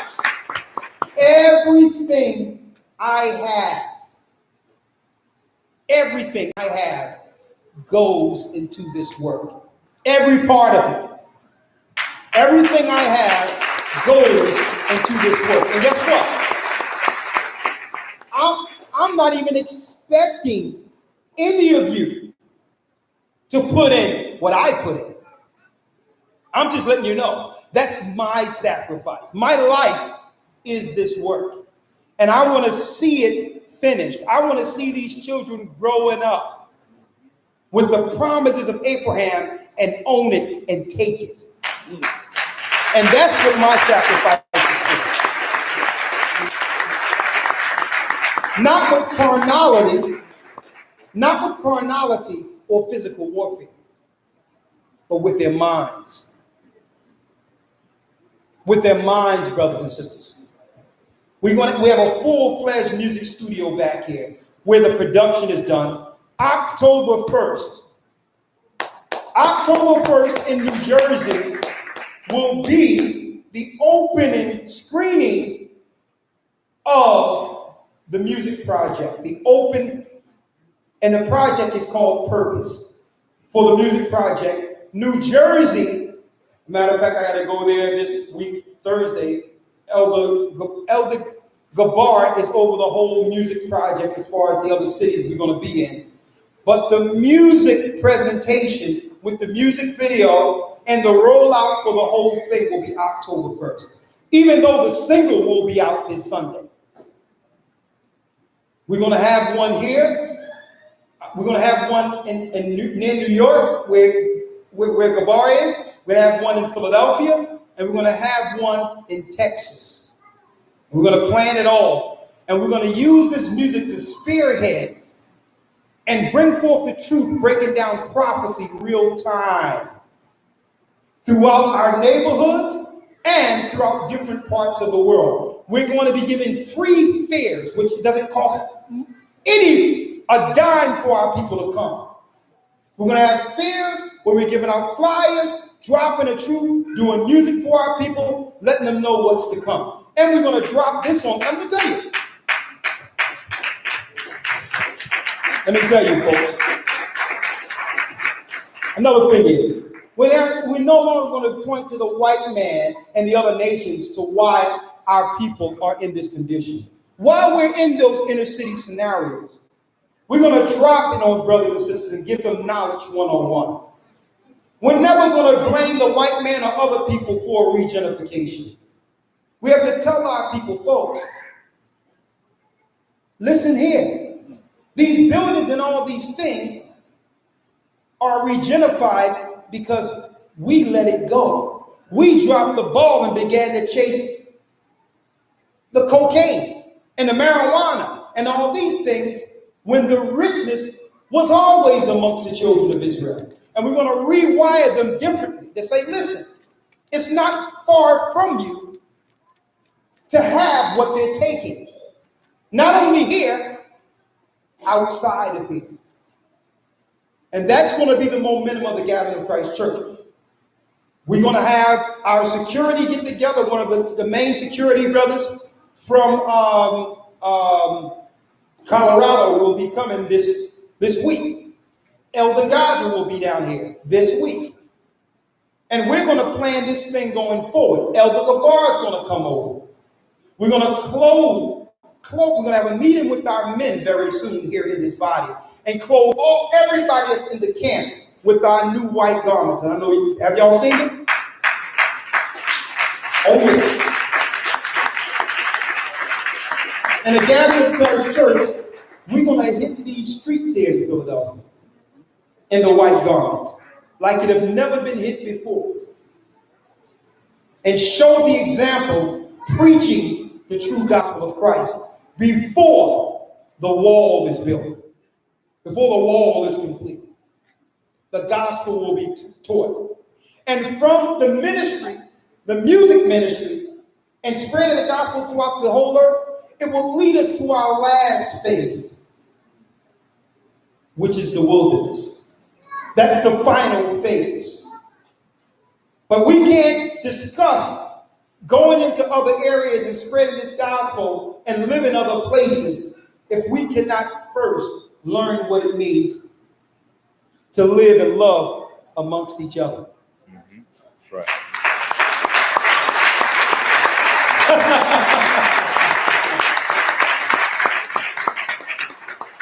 Right? And because of the donations y'all put through, y'all continue to put through your tithes and offerings and all that. And like I said, brothers and sisters, listen, you can rest assured that anything you're giving in this church, you can see where your finances is going. Okay? You can see where your finances is going. All right? You can see it. Okay?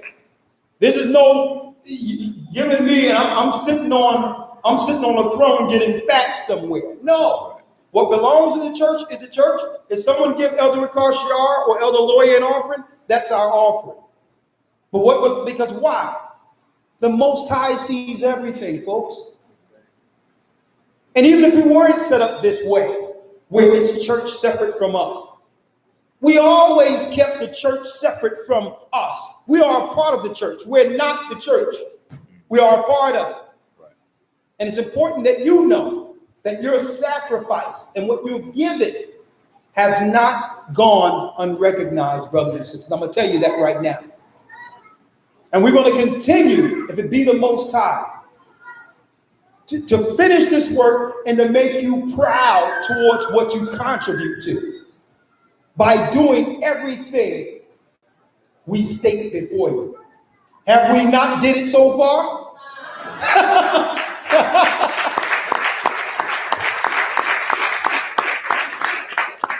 And all these people out there just throwing their music online and all that, not getting it, nothing for it and all that.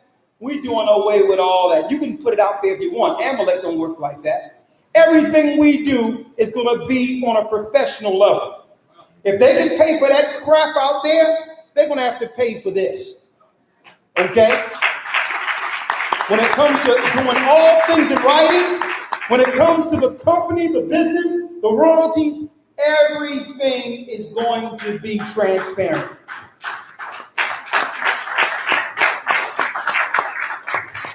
There's other announcements I want to make, but those happen later when the camera's off because, you know, we got our private family conversation too. But stay tuned. We're about to dress the nation, teach the nation, right before the Babylonian balance. So, brothers, all right, brothers and sisters that are overseas, we know you're there. We didn't forget you. We love you. Keep the seats warm. You will soon see your family after the building, right? For what? Let's give all praise and honor to the Most High God. Turn that. Turn that. You know that people come up with observations, but hey, this can be done. Lift the camera. Praise the Most High. Say, praise the Most High. My goodness.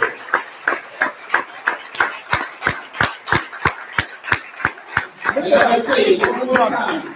Double honors to the elders. Right there. I say, go. Lift up the camera. Lift the camera. The camera lift. The camera. Lift the camera.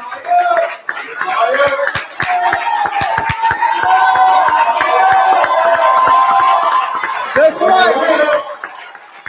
Praise the Most High. I tell you, what's the Heavenly Father's name? Uh-huh. What's the Son's name? Yes, sir. Who does your own? Yes, sir. Who does your own?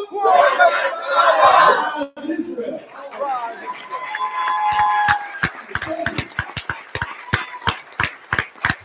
praise the Most High.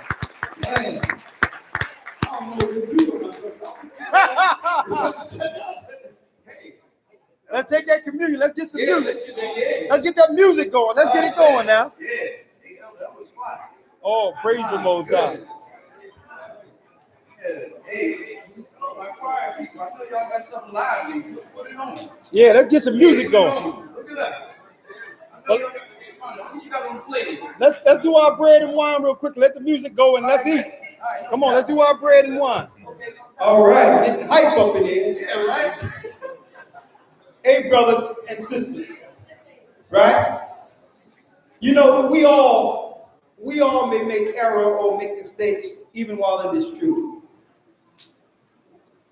And the whole deal is this, brothers and sisters. Don't let any sin that have fallen on you, that have beset you, put you on the sideline. Every time we take communion is a new chance. If you have any issues or something, please settle those issues. Don't go to sleep with venom, hatred, or guile, or an evil thought against a brother and sister on your heart. Please, you'll sleep better. Everything can't get fixed overnight. But let's fix the things that's in our power to fix today. And that's what this Holy Communion is. We're going to read this bread and wine. I need y'all to drink and eat this wine with me, understanding that we're at Christ's supper. We're at that table the night before Passover. And let's eat this bread and drink this wine as brothers and sisters. And if there's any issue after this, go to your brother and sister and just settle it. And be done with it. Read it for me, Elder Rawchaa. What do you think?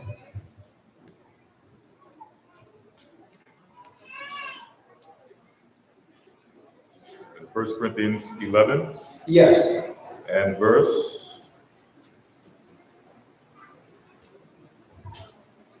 Where my bread at? There you go. Let me get some of that. I'm going to start at verse 23. Let me get a little bit here. That's that. You pass the whole thing down. Break your piece off. Yeah. 1 Corinthians 11, verse 23. For I have received of the Lord that which I also delivered unto you, that the Lord Yeshua, the same night in which he was betrayed, took bread, and when he had given thanks, he brake it and said, Take, eat, this is my body.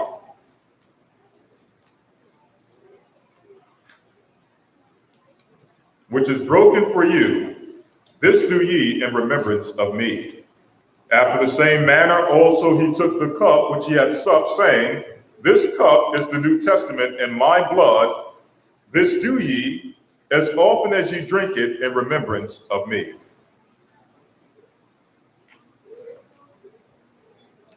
For as often as ye eat this bread and drink this cup, ye do show the Lord's death till he come.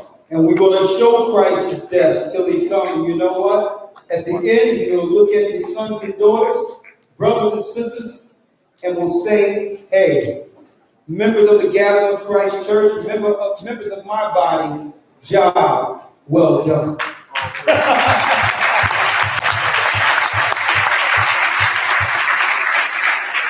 Okay. So this is what we're going to ask, right? We're going to play a little music before the choir comes on. And we're going to ask that if you have donations, tithes, offerings, that we do it at this time that can contribute towards finishing the work. Okay? And the air con will be fixed tomorrow back there. The studio will be up. And wait till you see what comes from the work that was done behind these walls right here. So, right? Just put on a little music if you can. I got some music here. All right, we're gonna put on a little music and have a choir selection. Then, of course, food. It's a blessing to break bread with your brothers and sisters also here in Philadelphia.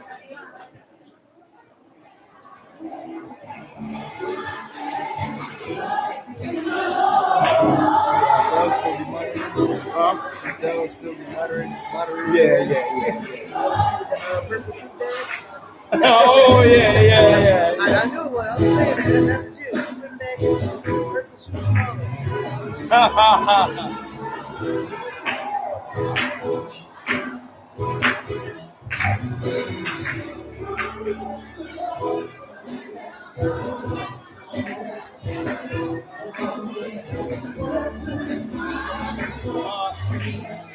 Not yet. It's going to be on the streaming side. Y'all produce it now. We're getting the hard copies now.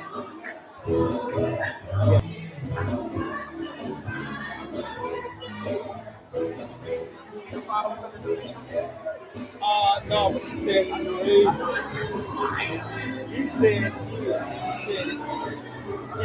it's not going to believe it. I'm like, I know. This Sunday, it's finished.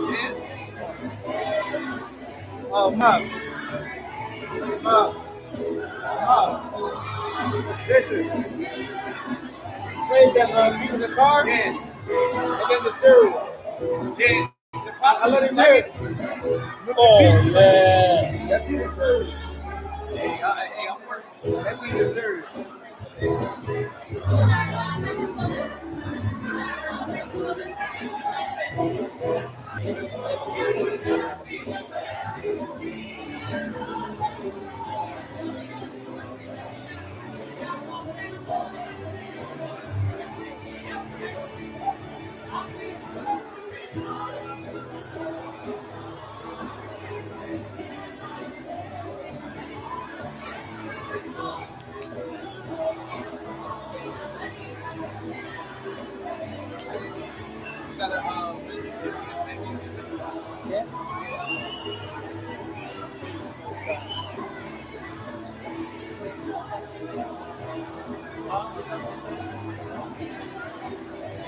I get up early. Yeah. And I try, well, people think that I did something. I just stopped eating meat. Thank you. Thank you.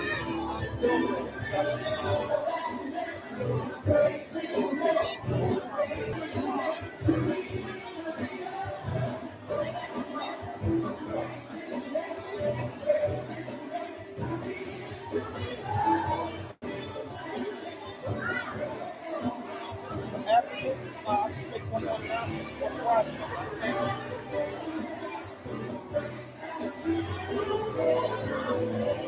They're going to be there with the I'll put you through the mail first.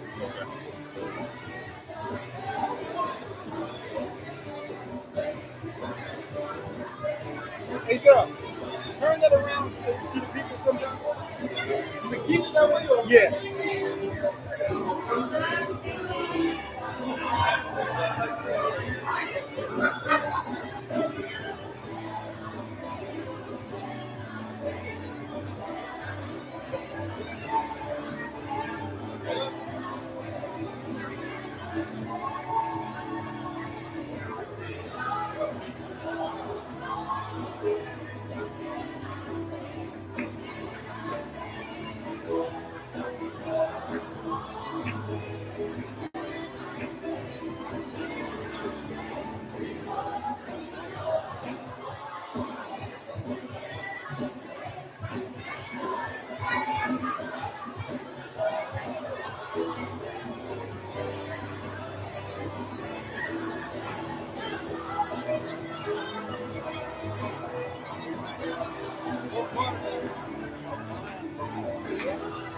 Yeah, I heard about that.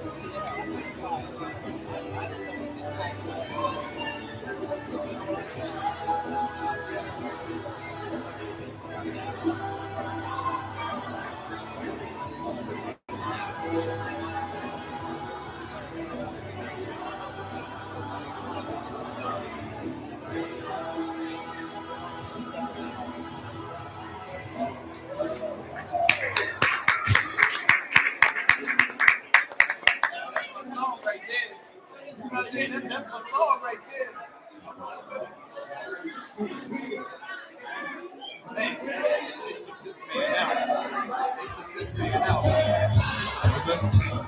Oh yeah, Epstein, he out of here.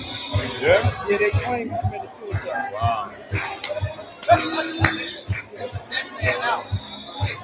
Wow. He had murder on the president. Yeah. Either they killed him or they just put the story out and moved him some other place. Yeah.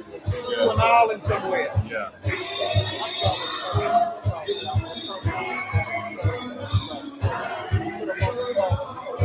Right, exactly. It's not about him. It's the guys who's working for. Those are the real people.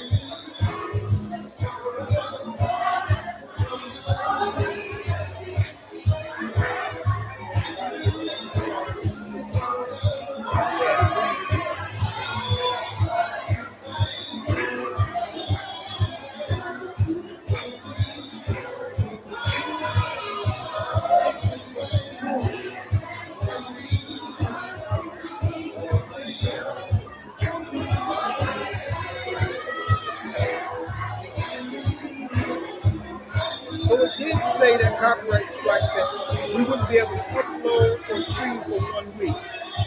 Right. That's what they did say. Yeah. Okay. So they responded? No, I'm saying that's what you read. They said it.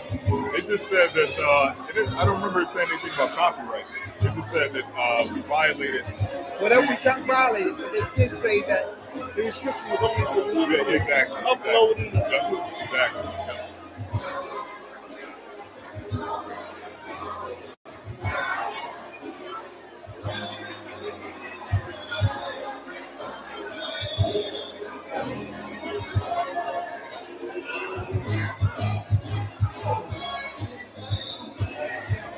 I'm interested though to see if they actually identify something in particular that they say is violating their community rules. I was able to respond with under the comments. Right.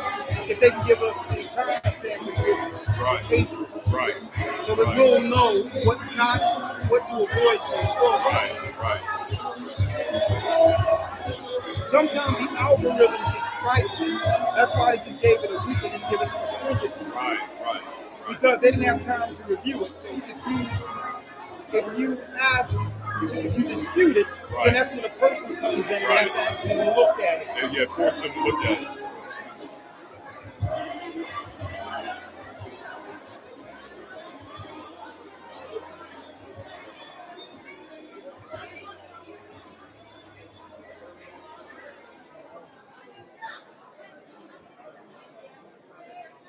Well, I don't know what you can get right now. You got to let that thing pass you, right? Hey, because that'll come up when you're, because the background check coming. They want If something pending, they won't allow it. Okay. Turn that camera towards us. All right, at this time, before the choir come and render a selection, right, Shema, Shema. Bless How you, you bless doing? you. Good to see you, man. Likewise. Good to see you. Shema. All right. Before the choir come up, we would like to recognize our first-time visitors. First-time visitors, you can stand so we can show you some love.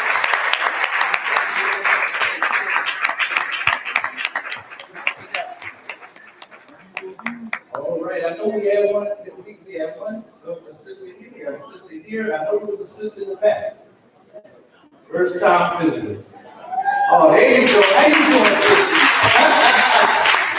All right, introduce yourself who invited you. And hey, just introduce yourself and who invited you. How you doing, sister? Can't hear you. Come on. Don't be shy now.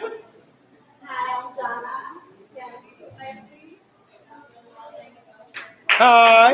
All praises to the Most High. You know we had a conversation last night. That's a good thing you got there. So just continue to stay and focus on the Most High. And hey, anything you need from us as a church, we're here for you, sister. Bless you. Bless you. Shalom.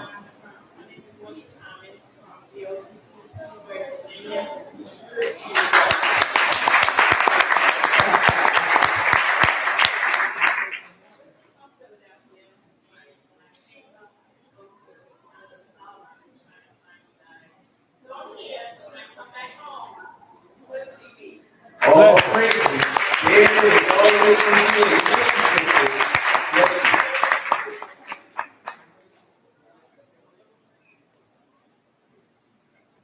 Oh, we coming.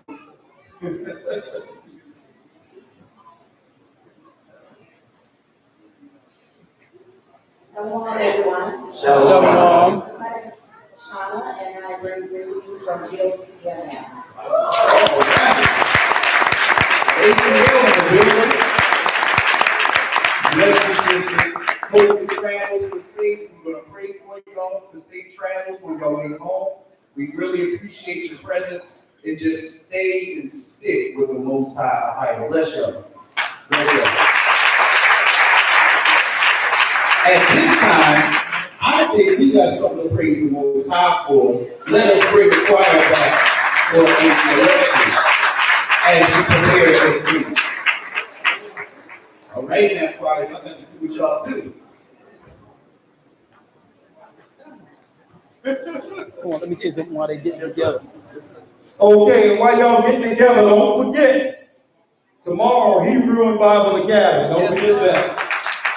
9 a.m. We're going into color and the Bible, the historical period of the Israelites in Egypt. You don't want to miss that history. Also, if you want to donate, you can donate to P.O. Box 946, 2000 Appleton Street, Philadelphia, PA 19130. If you want to get in that academy, historytimes.org, you got it.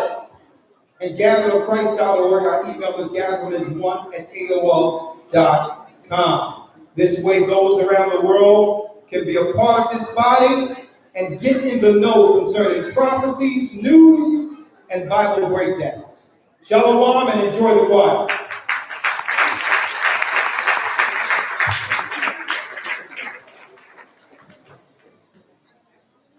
I got it. I'm gonna move it.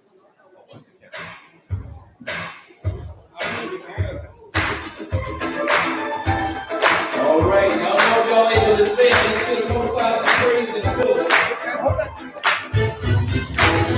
Right there. All right, now. Hey.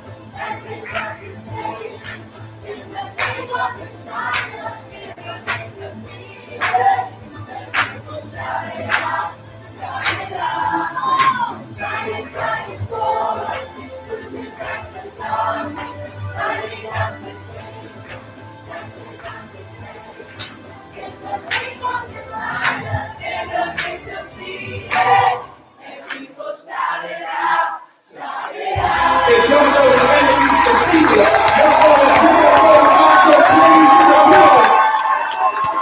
If y'all always make a shout to redeem the children of Israel, you ought to give the Lord lots of praise and glory.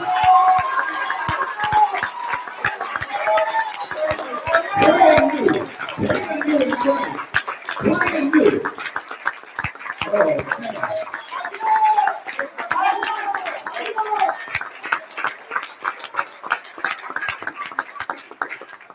It's all right.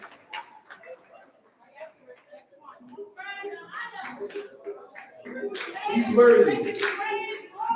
That's it. Oh, that's the one.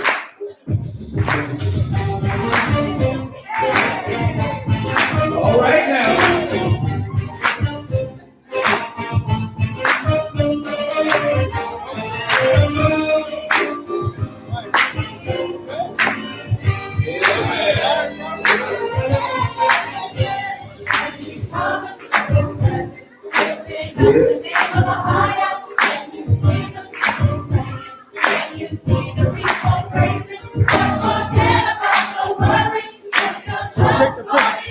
Come on now, somebody. Y'all that worship.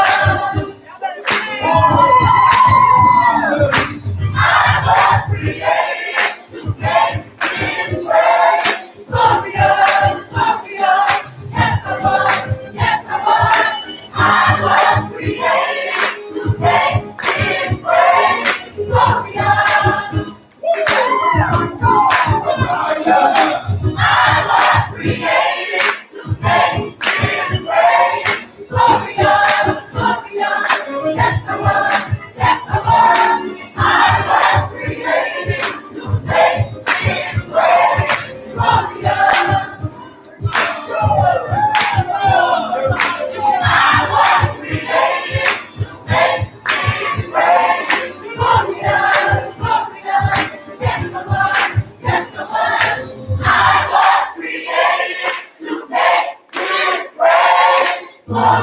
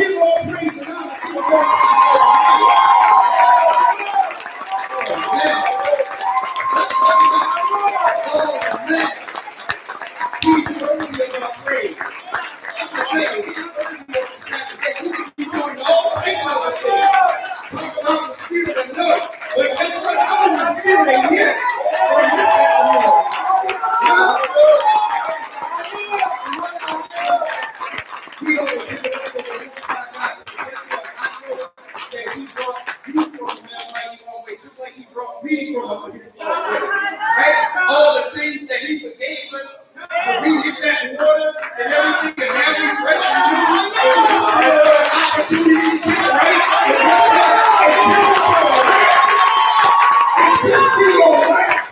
You better get the wall on your back.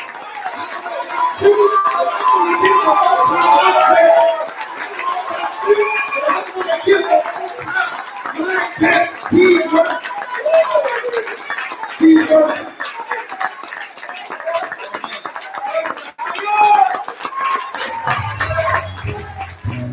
That's it. Oh, y'all know we are going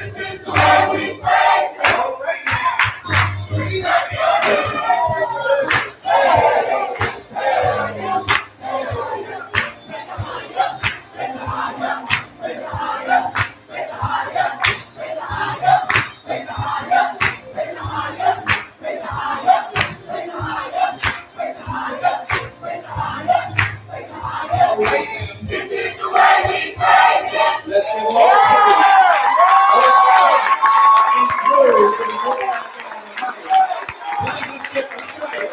Worldwide. Because this is the way we praise Him. Lifting our voice. Sing a love song. Say unto the Lord, how long, how long, how long?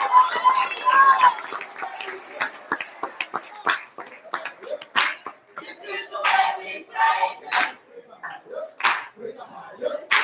This is the way we praise Him.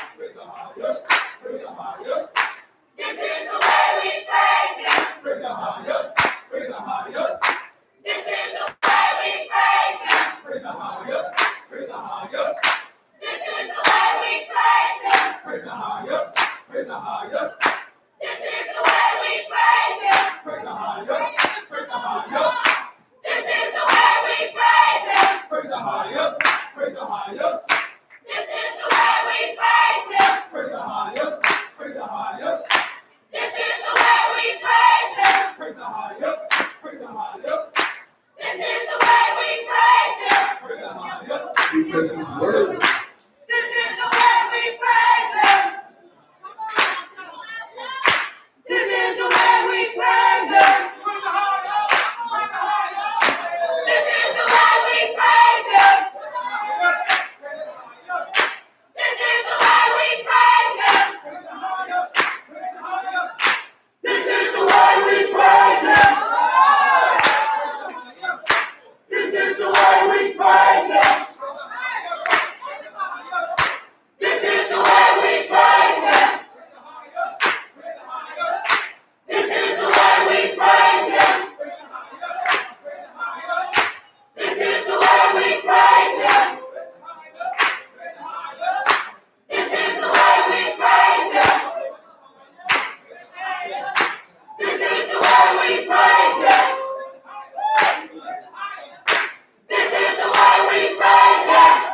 All right. He's worthy. He's worthy. And we pray that the Most High accepts our praise on this Saturday. He's worthy.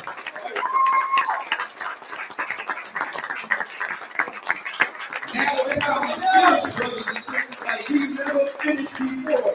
And these be the songs we're going to be singing while we get up out of here and do that Babylonian bounce. Let's give the Most High God some praise.